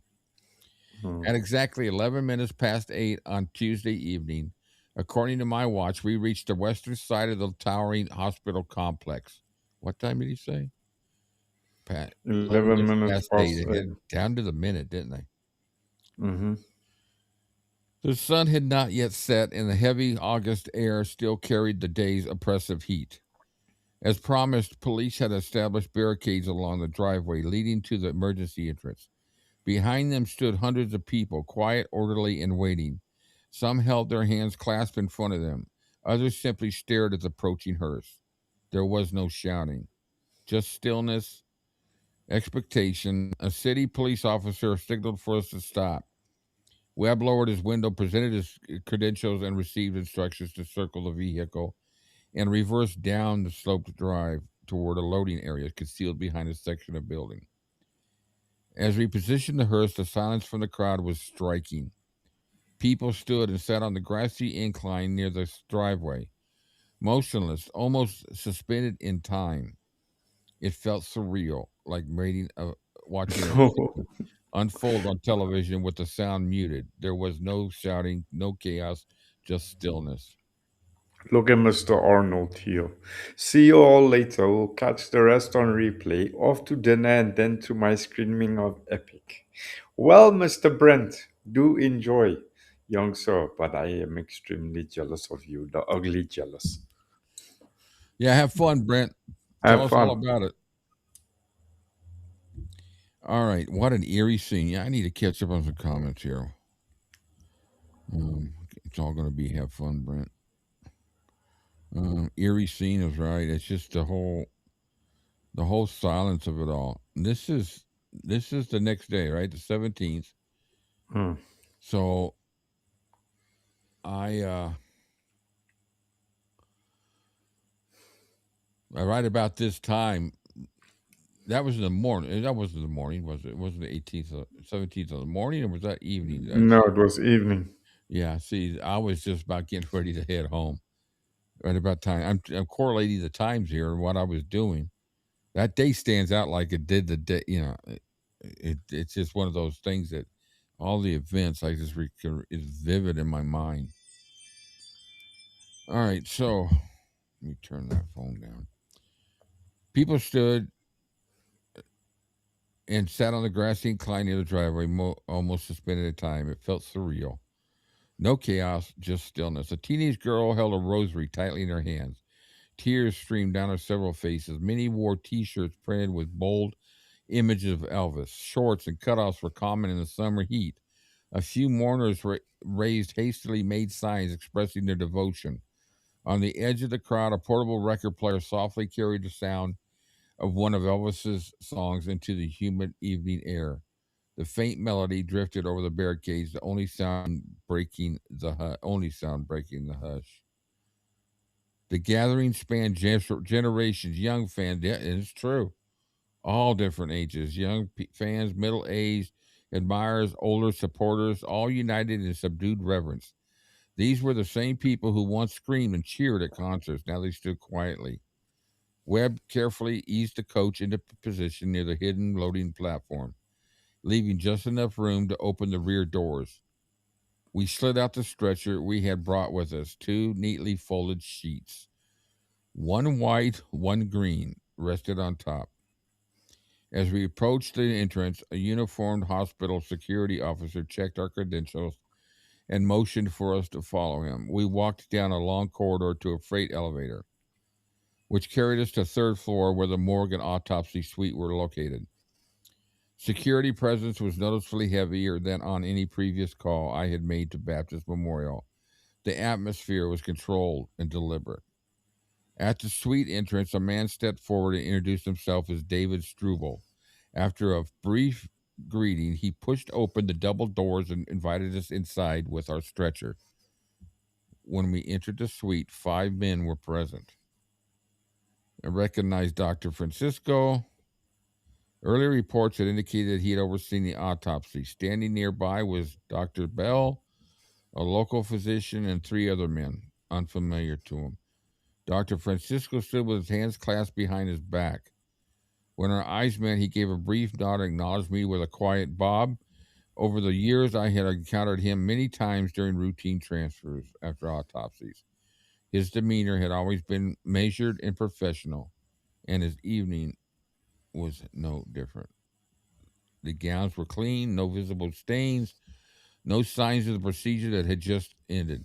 The 5 men stood in a line behind the stainless steel autopsy table bolted to the center of the room. It was empty now, freshly washed, its surface reflecting the harsh overhead lighting. A short distance away rested a hospital gurney. Upon it lay a form covered tightly by a sheet, the outline unmistakably human. The fabric was drawn snug enough to reveal that the body beneath was positioned face up. Printed near the hem were the initials BMH.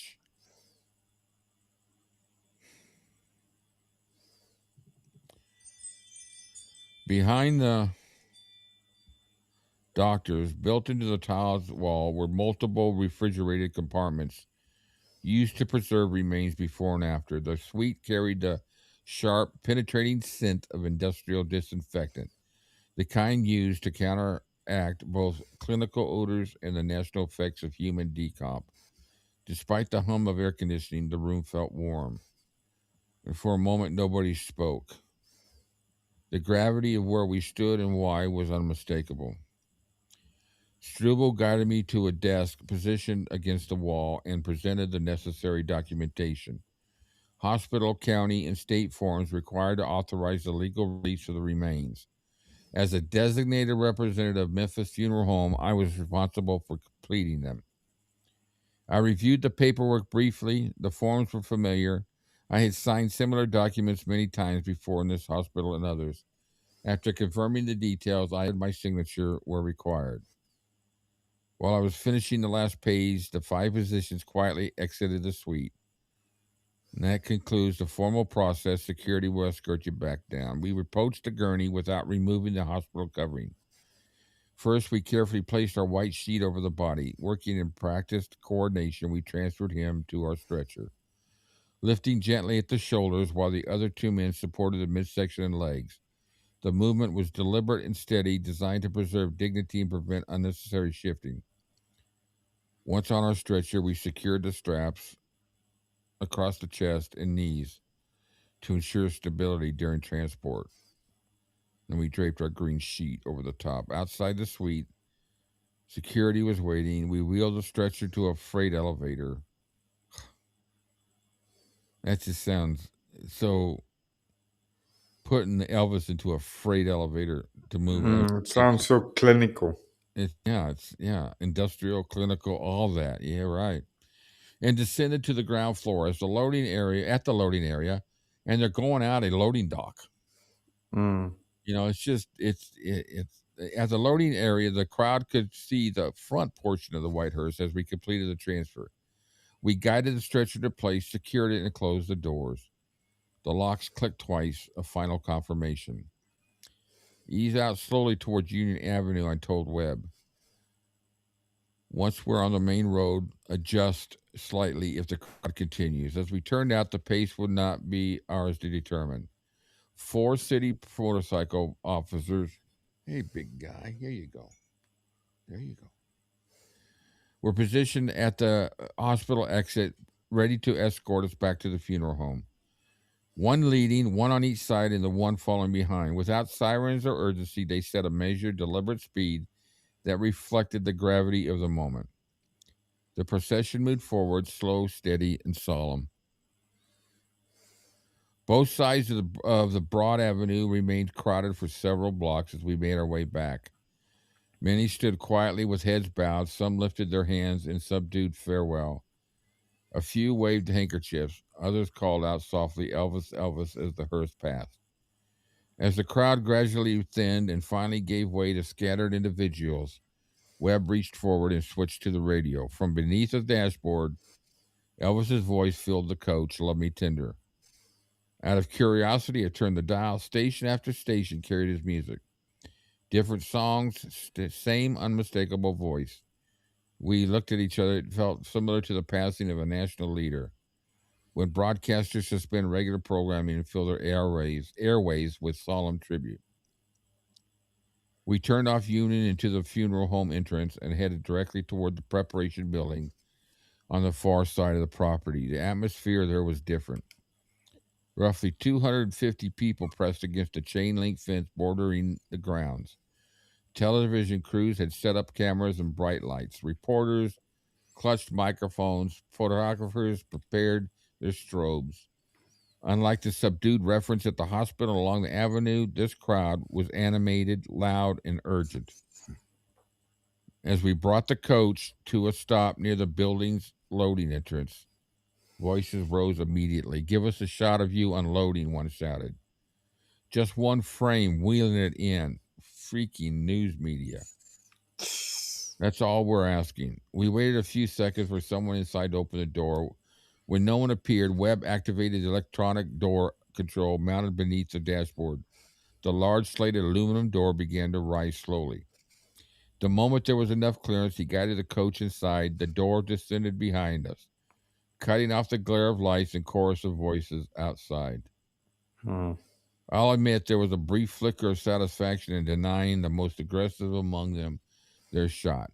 But that feeling faded quickly. They were doing their jobs after all. Most reporters I dealt with over the years were decent people. Still, there are moments when the intensity can feel overwhelming. Inside the quiet of the preparation building, the contrast was stark. The fans outside the hospital had asked for nothing. No access, no spectacle, only the chance to stand in tribute. Meanwhile, and compare that to other people. Just compare that to even presidents. And, you know, I know that the Kennedy one was very solemn and quiet, but other rock stars, it's not like that. No. Meanwhile, the media demanded angles, visuals, and movement. Hey, guys. What's going on? Huh? We unloaded the stretcher from the coach within a windowless concrete structure and began wheeling it toward the embalming suite. And then, without warning, thought struck me cold. I had completed the legal transfer, I had signed the documents, and I'd taken custody of the remains of one of the most recognized entertainers in the world. Yet I had not looked beneath that covering. It's kind of funny. Sure. Uncover it, find out he's got some old woman or something like that. I had not confirmed. Maybe he had that old woman that had 89 kids. Yeah. I had not confirmed with my own eyes that the body he had trusted to us was, in fact, Elvis Presley. That's kind of a funny thought, you know.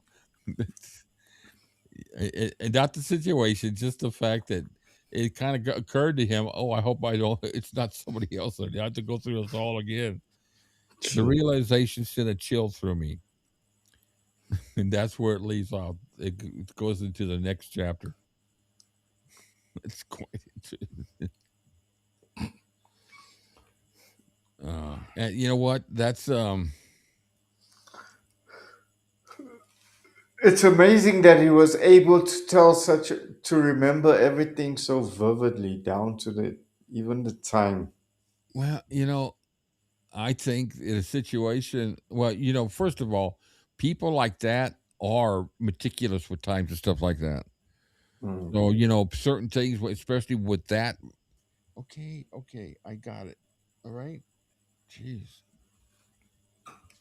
People are, so that, they're very meticulous with details, as he said.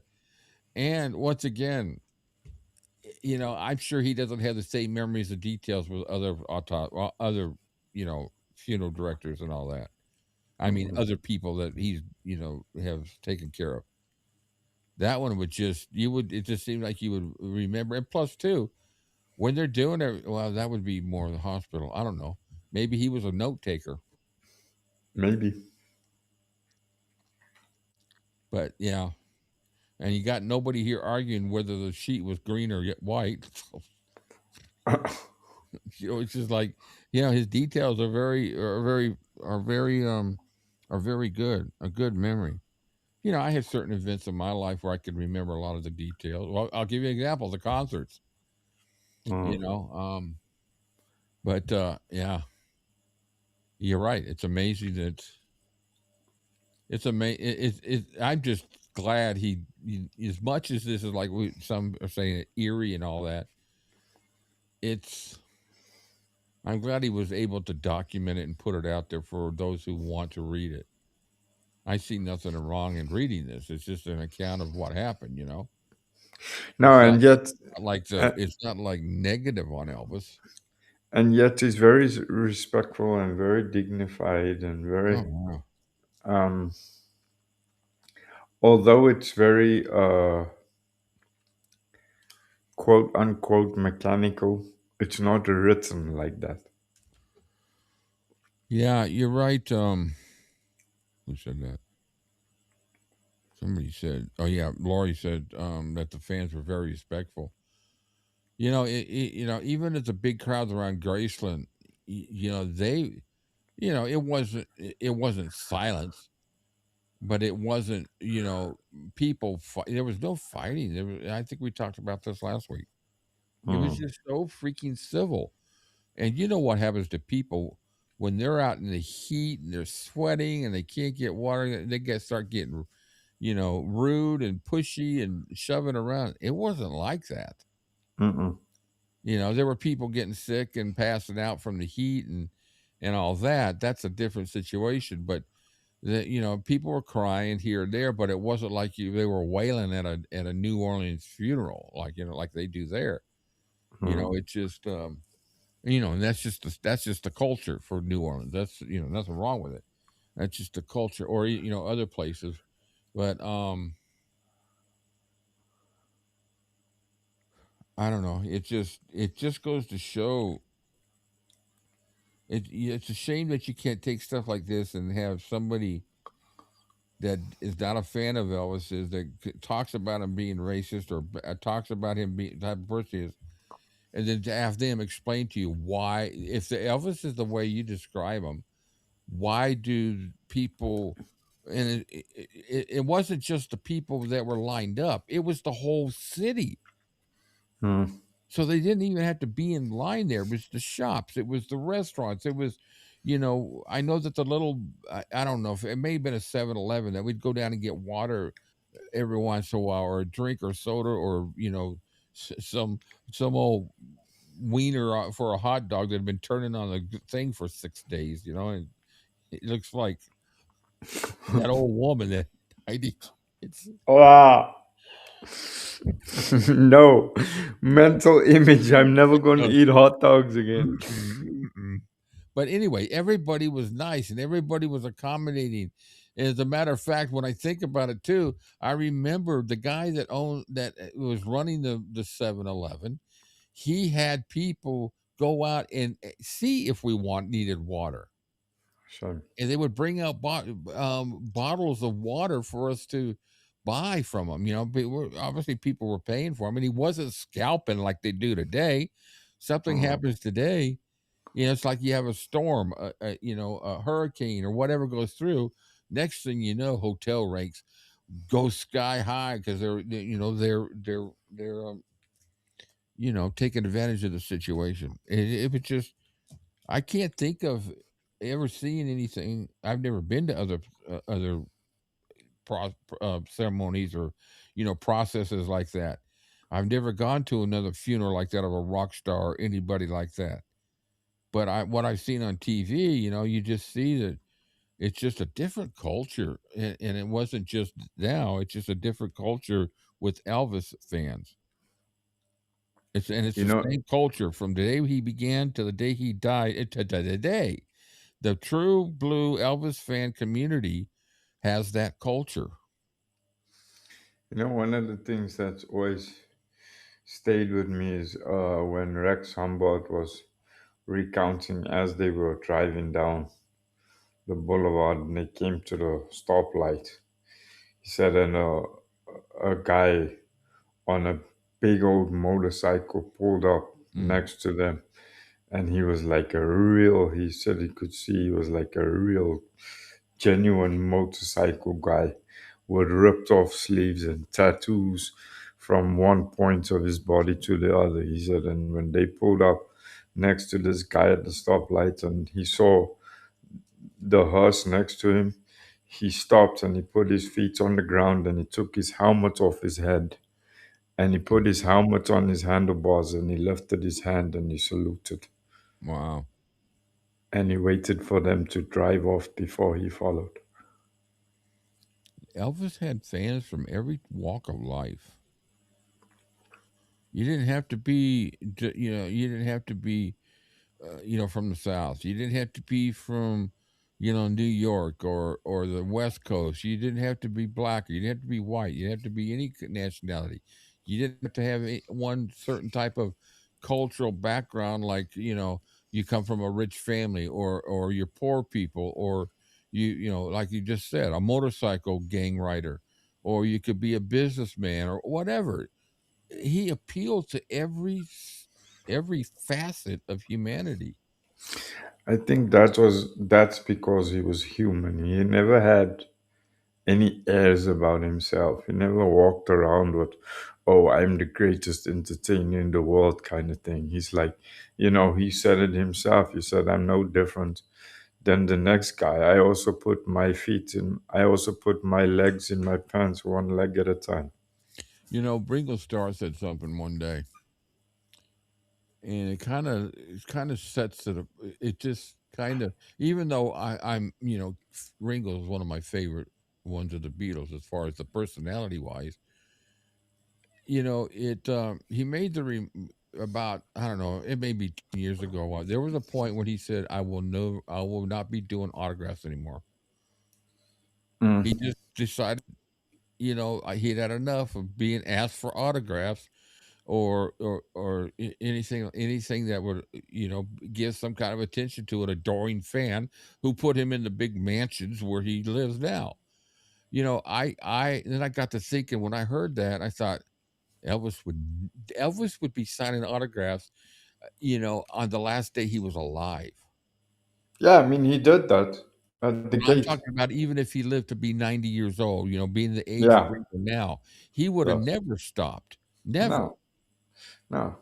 And I that just mean, goes to show you, and maybe I can understand the frustration level of not being able to have any peace, but you got to remember, and this doesn't go just to Ringo Starr, it goes to all these stars of today who mm, who badmouth, they throw things at their fans.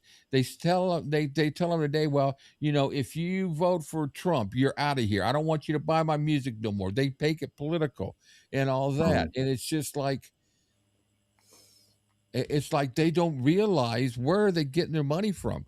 If it wasn't for the people in that audience that bought their songs, that bought their records, that went to their movies, that went to their concerts, it's not those are the people that made you rich. There's And no if other you way. You're not selling under dogs and cats and horses and ponies and cows. Well, there uh, might be a few cows out there, but different kind of cow. and if you take it further, you can even look at it more crudely. Besides the fact that those people are the people that put them in the position to live the life they're living, they chose that life. Yeah, They chose that life. that's true. Nobody put a gun to their head and said, "You're going to walk into Abbey Road Studios and record an album and become the most famous group in the world." They could have backed out anytime. And I use them as an example, but of course, I'm talking generally across the board, especially now, today. more so than back then. Because how many of today's artists bitch and moan because their fans wait outside a hotel room or bombard their car in the hopes of getting an autograph or whatever, and they swear at the people and they have their bodyguards manhandle these people. I'm like, fuck off. You guys chose that life. If you don't like it, get It's not out the like they got fucking into it business. to be hungry. It's not like they got into it to stay poor. A majority. Exactly. Now there's people out there that don't want that. They love playing music. They don't want that stuff. And no, those are actually some of the best people to be fans of because they respect the people that go in there and pay their dimes or throw them a tip or whatever in the guitar case. But Exactly. you got Taylor Swift and all these people. They weren't doing it just to be poor. No. They were doing it for the money. Where they were, like I said a minute ago, where are they going to get the money from? And it's like I was said one time, somebody asked him in an interview, he said that's just part of the business. It's something that I knew of in the beginning, and that's just part of the deal. That's what I have to do it, but I like doing it. Mm, And it's like plain and simple. These people don't like it. mm, They want to manhandle these people. They want to be rude. They want to whatever. You don't like it? Get the fuck out the business. yeah, Simple. But now they want to have that attitude and manhandle the people, but they want the perks. The live in the massive houses, trash the hotel rooms without any responsibility, uh, drink your days away, have women at every beck and call. All these kind of things. They want all those perks, but they don't want to treat the people that put them there and keep them there with respect and dignity. Well, if you don't like it, plain and simple, you don't like the heat in the kitchen, get the fuck out. yeah, But they want. yeah. Well, anyways, we got all the way to Ringo Starr from the pulling Elvis out of in a hearse. Um, the books are good. Mm, Detail. I'm gonna have to do more. Pull out more from the Decoded book. There was a whole section I cut and pasted and put in there. I don't know why it didn't save it, but we've been 2 hours and we covered both, parts of both books. It puts us at about page 120 or something like that. The book, so we're halfway through that book. King is dead. We won't. It won't be much longer. We'll finish it pretty soon because it's not a real thick book, but it's interesting. right. A time frame. You almost got a minute by minute time, and that's what it says at the beginning of the book. A minute by minute, almost a minute by minute. It's basically an hour. Mm. It's from the second that he woke up that morning. We've got an hour by hour presentation of what happened. But you know what's nice about it is it's not sensationalistic. It's not subjective in terms of opinion or trying to push a certain narrative. With a lot of these books written about Elvis, you can very easily pick up from the author's perspective, okay, what narrative is he trying to push here? Is he pushing his own opinion, or is he being absolutely 100% objectively factful? Or what is he trying to? This book is not. He's just talking about what he did, what they did, and how they did it. Yeah, No nothing. egos, nothing. Yeah, yeah, and it's basically it was just him and a helper that really, a couple of people that you didn't have like four egos in there. And I mean ego. Mm, You didn't have four egos in there trying to do an autopsy on the biggest rock star. Each one's going to be the one that wants to make the final decision. I don't care how mm. good of friends they are. At that moment in time, they're all friends. Always have has differences of opinions. It's going to happen. Wouldn't be life. But still, I agree with you. Holton's written a good book of Kindle's process. Mm. It would have been Very cool. cool to. I looked up to see if there was an videotape interview of either Holton or Kindle, and I couldn't find one. If anybody out And there knows of one, let me know, because I would love to share it on here one day. I looked for somebody said there was another interview than the one we listened to with Patrick Lacey, and I tried to find it last night. I couldn't find it. So if anybody knows where it's at, email me the links so we can share it next week. But as usual, good discussion. Yeah, I look forward to this discussion, because it's just it's not happy stuff. It's not like not like what we do on Inside the Studio, where it's just cool stuff. It's all good stuff. It's depressing. It's saddening. It's hard to read, and that's why I took these book discussions out of the live streams, because now our live streams are fun and happy go lucky. Our radio shows are, well, enough said about that right now. That's another bowl of banana pudding altogether. That's a yeah, that's our radio shows. Radio show on Friday night. But it's just fascinating. I can't wait. I pulled out and started going through 30 pieces of silver to the betrayal of Elvis Presley. I'm telling you, that book is just amazing. How this lady put this together. So that one I'm still trying to figure. We were going to bring it in. I was going to bring it in with this discussion, but it's impossible. Plus, it doesn't correlate with this. It's a different story. It's all about Elvis, what happened. But I do have the death of Elvis in the other book, so I'm going to kind of go through there and maybe see if I can line up some of the highlights from there. I have it ready to pop up just so. Oh my God! Here we go. Build up to that Friday night show. Kim says, "LOL, eating banana pudding in a black leather suit." My God. Oh, you guys haven't heard the one that's coming for Friday night. Oh my God. I still thinking Kathleen's remark and then Patty's. Yeah, I think that was one of the only first times I could literally feel being thousands of miles away. In that instance, I could literally feel uh, Natalie being stunned by the direction of. She I was know. like, Same thing "Oh, with oh Patty. my Patty God!" was. What was Patty saying last night? She goes. I go like, what the fuck? She goes, WTF, and it just like everybody was laughing. I was choking so bad. I was just I couldn't see the monitor. I couldn't see anything. I was laughing so hard. And this is on Elvis Radio 24/7, 365, where we introduce adult stuff. No, it's fun. It's a midnight show. It's a midnight radio show. So if you're offended by, just some innuendos and some suggestive talk, then it's all about it's all Elvis. And you know what? What we're mentioning really isn't far from really what happened. No.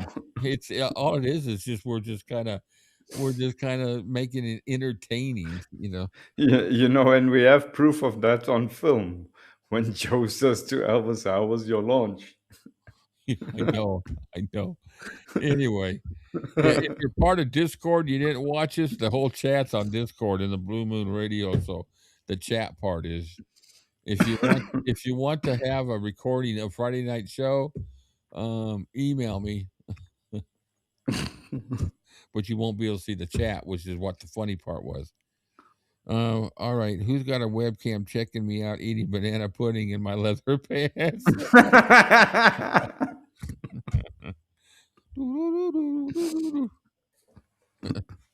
Not me. Charlie said that. Okay, thank you very much, Charlie. Now I have a vision, an image in my head that I'm not going to be able to get a hold of a guy eating banana pudding in leather pants. Are those? Thank you for that image. Do we call you from now on? Do we refer to you as Leather Charlie? Leather Charlie. Yeah, we'll have to call him Charlie Pants. Hi, Rick and Cam. How's Rich? Rick, I miss Rich. When I get Elvis for the record, it's all the same. Rick, I was with Rich from the beginning. He's doing pretty good. I haven't talked to him for a while. He's got his radio station going, his Facebook, and I think he's created a new channel. I'm not for sure. Tupelo Radio on YouTube is the name of his YouTube channel. Tupelo Radio. I don't know what else I've got right now. Epic. You guys see? Have you guys see the slideshow I had the other day? I'm going to share with you a slideshow. And then I told you I'd play Cam's song again, so I got it uploaded, so we'll be able to hear it properly for those of you who want to hear it properly. And I played it for. Sometimes it depends if I have it uploaded to the server or if I play it from my laptop. It can have a tendency to go in and out. And what the frick was I looking for? Oh, the slideshow. The slideshow, the epic. Yeah, that's down here. I believe I gotta undo that. And here we go. Look at that. On that picture, I keep waiting for Charlie to lift his head. And then I realize, no, it's a still picture. Oh yeah. All right, so let's go. That's all the way back to. Let's go back to one, and we'll. For those of you getting ready to go see Epic this week, here's a appetizer. Some screenshots. Look how crystal freaking clear that is.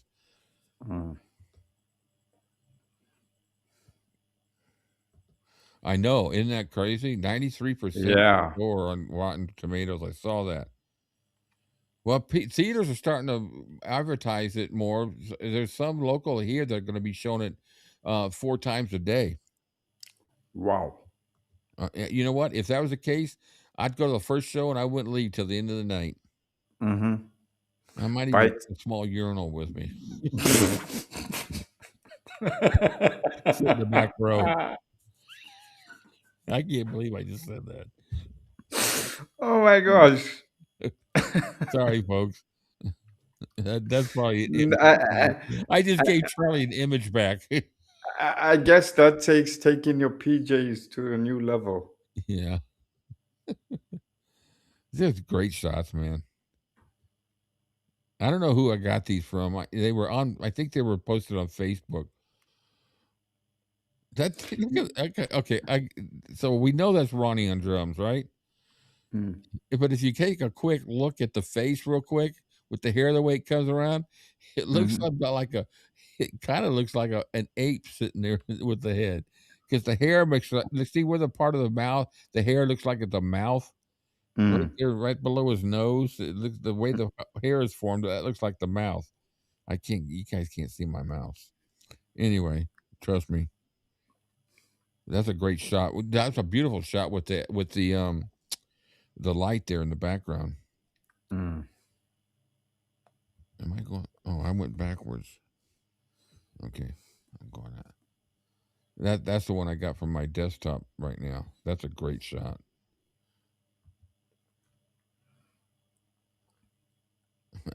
Charlie, I see it, Rick.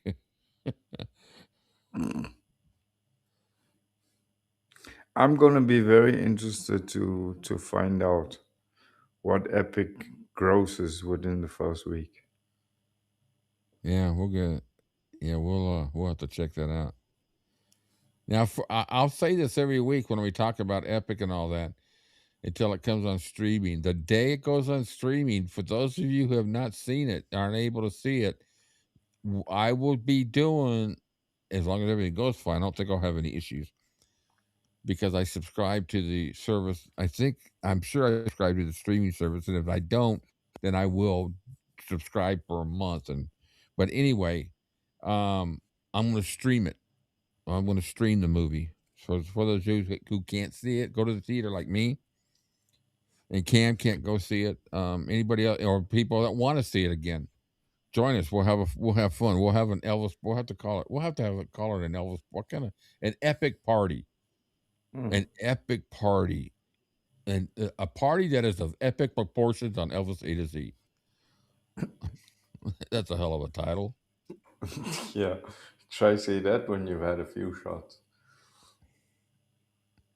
Yeah, let's see. My gut feeling is that it'll do better on streaming. Yeah, I think it'll also do really good if they release a nice box set with some extra features. Ooh. Mm. I got the download coming of the album on Friday. It'll be at midnight. I'll have the download. I don't buy the physical stuff anymore because it just doesn't do me any good. Yeah, we'll have an epic party. We'll all have to. It'll be fun. It's an hour and a half long, from what I understand, or an hour and 40 minutes, or something like that. So I'm sure that when we show it, we'll probably be together for 4 hours, like we were the other day.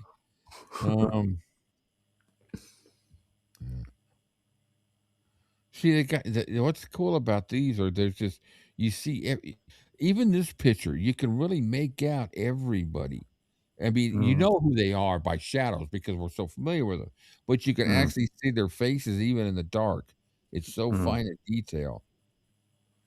That's a great shot of Wilkinson and Elvis. Well, actually, he's pointing to James, But the way they all watch him so intently. or longer, Jerry says. Hey, we could watch it twice. I won't say no. Yeah, anybody wants to hang around, we'll watch it freaking twice, man. Because once I rent it, I've got it for 24 hours. I mean, we watched the damn the 90-second trailer, what, 6 times? Yeah.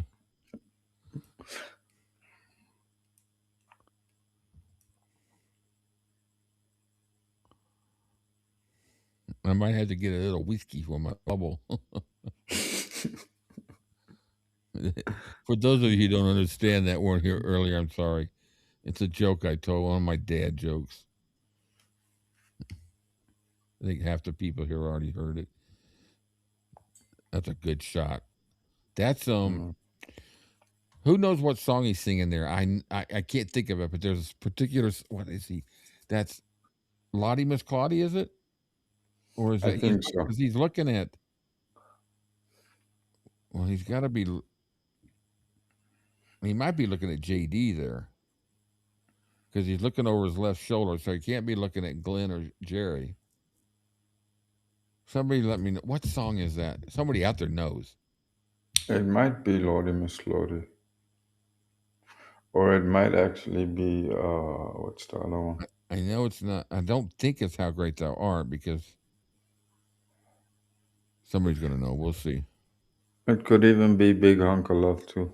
We don't get off the TV until we know the answer. We're here. I can't wait to hear everybody's feedback. I tell you what, Yeah, feedback I've heard so far has been great. Renee did a feedback video today, too. He says the reviews that he's reading in the local paper in the Netherlands, he says they're on fire. Yeah. And and this is this is my opinion. Oh, you know what? I got to play this real quick. This is all for entertainment purposes only. Our comments are our opinions only. We make no claims as to fact, and So you all got to make up your own mind about that. So this is just my humble opinion about how I think this is going to go. All right, so the Elvis movie came out 3 years ago this July, and it brought in a bunch of new fans, or motivated some older ones who'd kind of not been. It just motivated them, so it increased the popularity of Elvis because we can see that in the price of things now and all that. But that was all a reaction from a biography, a biopic, or whatever you want to call it. That was not true to fact. It was expanded upon fact. It was played by other people. There were no people that were in that movie that were that were played by the real people. and that still gave that kind of impression to people of new fans. Epic, if the younger generation walks in there, they can't walk out there and say, "Well, that was just a drama. That was all made up." It's the real thing. It's the real music. It's the real man. It's him narrating. There's no narrators. It's not cut and all out of chronological order. It's an actual concert, and for people that go to concerts today, and it's been a long time. The last concert I went to was, I really hate to say it, but it was Taylor Swift. My The pain, Taylor Swift. the pain we endure for our kids, right? Yeah. Anyway, I just thought about that. Where's my life gone? I gotta go to my grave, realizing that the last concert I ever went to was Taylor Swift. Oh my God, where's the Valium? Oh shit, I forgot what I was gonna say. Anyways, so people that go to concerts today where the fans don't appreciate them, they know that most of the time they're singing to a backtrack. You got these big old freaking elaborate productions and all these theatrics and all this other stuff, and so choreographed to the second, where they got to be on this mark and this mark and this mark. And then they go and see what it's really like with real music recorded on analog tape that is all real, and to see the reaction that he got. He was the show. It was choreographed. You go one night, you go the next night, it's a different show. Well, that doesn't happen with these tours. They got a regiment.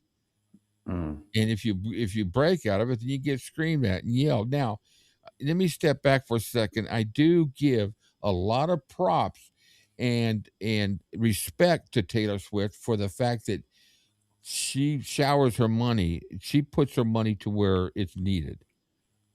She tips people big. She gives big bonuses. She buys things for people. So I respect that. No matter how much I can't stand the fact that she can't sing. The other thing is that she just she's a good humanitarian, I should say. So heart in the right place. I think the people that experience that and now go and experience what Elvis was like, I think we're going to gain more fans through that than we did from the movie. And it may take a little bit longer process, or maybe not. But this is going to go all by word of mouth. Oh man, you got to see it, man.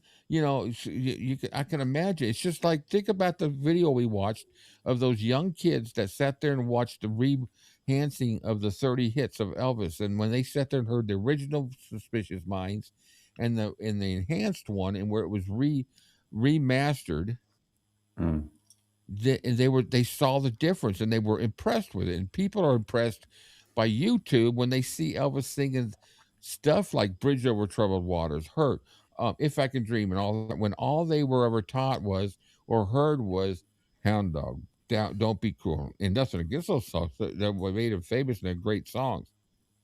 I think personally that you're going to get more fans drifting towards Elvis and realizing he's not some fat guy running through Vegas marrying people at the corner of Popeyes or something like that, I don't think he did that, but they do that, but it's pretty damn near, So I just think that's gonna happen. I think it's gonna start getting. I bet you the searches for Elvis on YouTube are gonna go up. Oh yeah, most definitely.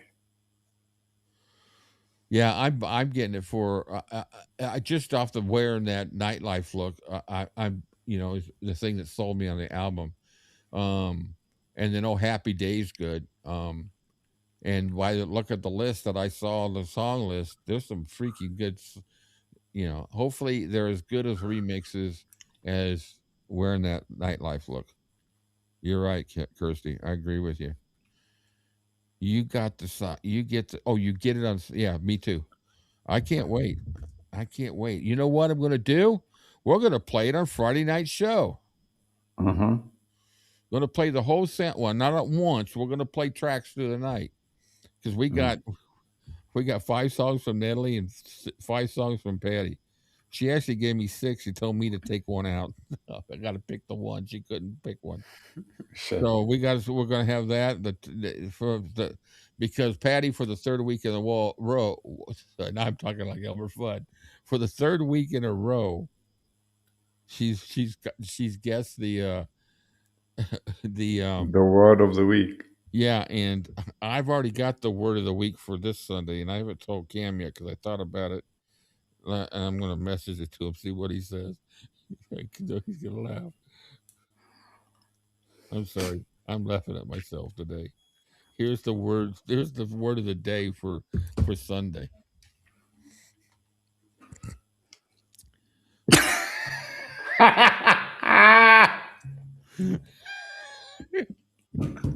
If that's not a good enough trailer and advertisement for Sunday. Brilliant. But it's perfect, doesn't it? You know, if Patty emails me and guesses the word before Sunday, I give up. That's gonna blow my mind because, geez, it's brilliant. I wouldn't have even thought of that. I don't know what made me think of it when I was sitting there. What's going to be this Sundays? And then what it was is I was listening to one of our. I can't do it because I'll give it away. Anyway, guys, you guys got to join us. The word of the day will be it's not going to be epic. No, it won't be epic. I can assure you that. It's going to be something that's been with us for quite a while. You guys going to have to know the show to know the word. We can't say anymore. Somebody's going to guess it. We're going to give it away. We better shut up. Yeah, the more we talk, the more that someone's going to pop it up. All right, guys, listen. We got the 8 o'clock, the 6 o'clock show tomorrow. Flaming Star with the making of Flaming Star and Charles. So that's tomorrow. Yesterday we had a good, nice little crowd. It was fun. And then I'm going to play here. I'm going to play Cam's song real quick. Let me get it up. That's the last song on the album. You guys, I'm proud to say my album is done. I'm happy with it the way it is. Now I just have to get the legality sorted, but that's gonna be a lot. Well, it's not a lot of money. It's a lot less than I originally envisioned it to be, but it's still a lot of money. So, all right, guys, here you go. Here's Memphis.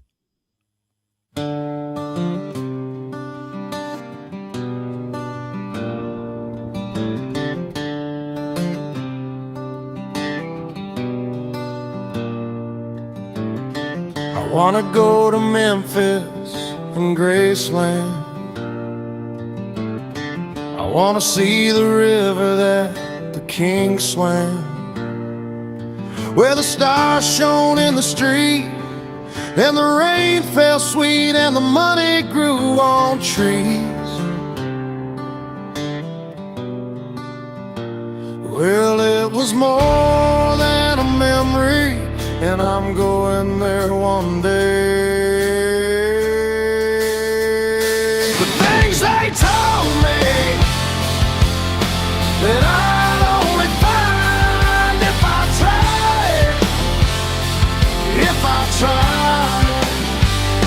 The places they showed me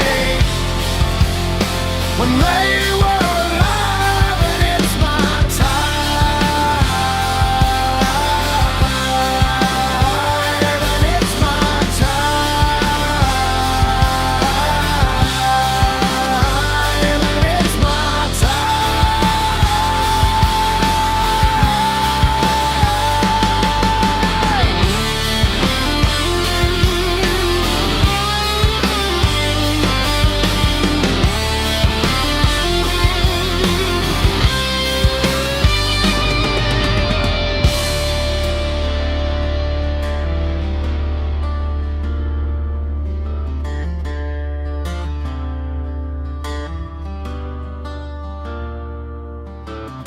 I wanna go to Memphis and Graceland, to the muddy banks of the Mississippi quicksand, where the lights never sleep and the angels sing and the money grows on trees.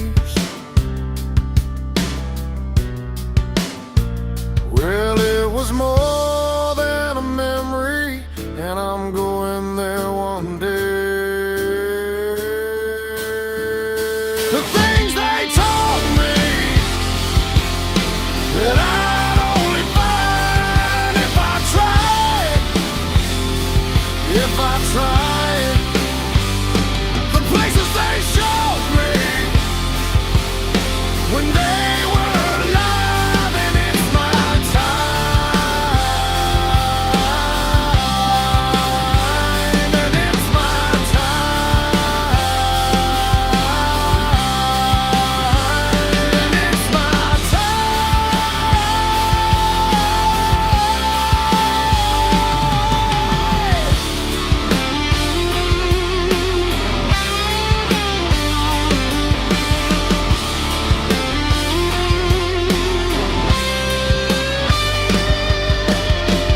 Strip down instrumental, strip down instrumental, strip down instrumental, strip down instrumental, strip down instrumental, strip down instrumental, strip down instrumental, strip down instrumental, strip down instrumental.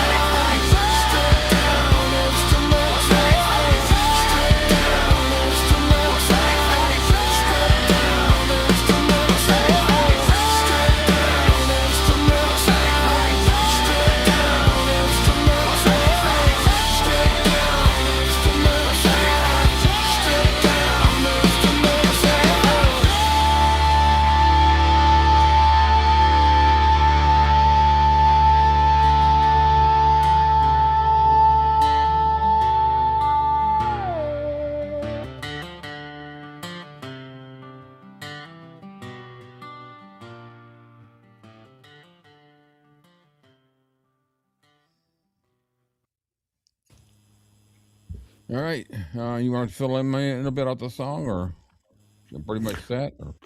Yeah, it's pretty much. Uh, it's actually turned out to be my favorite song on the album. The last one, but that's usually the case, right? You end up with a bag of treats, and it's like you can only take a certain amount with you. Which Yeah. ones do you choose? But I'm pretty happy with the way it came out. Not bad. Yeah, If we'll be playing if you join in with the, or even just be listening, not even joining the chat, but listen on Blue Moon Radio Friday night from 9 to midnight. We'll wind up playing the whole album during the show, so you hear all 12 songs. it's I always look at it and say, people sometimes ask, yeah, how can you write a whole album in a week? It's easy. Bands like Nirvana recorded their first album in 2 weeks. 21 days, their first album was done and dusted on the shelf. So if they can do it, why can't other people? It's just one of those things where sometimes you the inspiration comes quickly, other times it doesn't. And when it does, if you're able to transpose it into something and make use of it, good for you. Sometimes it takes months, sometimes it takes years, but I'm happy with it. Yeah, I mean that's my favorite song of them all. Too Late's the other one. I like Too Late. I like them all, but the ones that pique my interest are those two. Anything that starts Yeah, up with an acoustic guitar is fine with me. I think if I had to choose radio singles, I would probably go with "Too Late" as the first single, and then this one, "Memphis," as a follow-up single. A Yeah, side and B side. I gotta reach out to Renee too. I want to find out how his is doing. I know he's been putting them out to promote to sell as a demo. So hopefully that was a great song too. And, anyway, so if I'm sitting here looking at the comments, there's a shitload of people going to Epic this weekend. So this week, so let us know. On Sunday, I'm gonna, when we do this, even on Saturday when we do the watch party, we'll see if anybody wants to share some of their, experiences. If you go to, actually, you know what? Anybody that's going to the show this week, and you see it before either Saturday or Sunday, even with the two, send me a little email if you feel like it or up to it, to give me just like a little short review, and we'll read it on the shows. Be kind of cool. All right. Anything else, Cam? No, that's it. As usual. Yeah. Thank you guys for listening, for giving us your ideas, thoughts, taking part, being interactive with us, having fun with us. But more importantly, thank you guys so much for the support with the album. It really means a lot. Yeah. And now the legwork really begins. But it will happen in time. I just Yeah. want to get all the legalities sorted out. But as I said, that's going to take some time. That's going to take some money. Yeah. But I'm very proud with what I've done, because it's been 25 years in the making. So, and at the end of the day, if you don't have people wanting to listen, then you can write all the music you want. But if people are not going to identify with it and not going to listen, then Yeah. it don't mean much anyway. So, thanks very much, you guys. Really appreciate your support. Yeah. All right, guys. Here's a closing song. It's an alternate master. See y'all later. Hey, wait for my hand, Chief.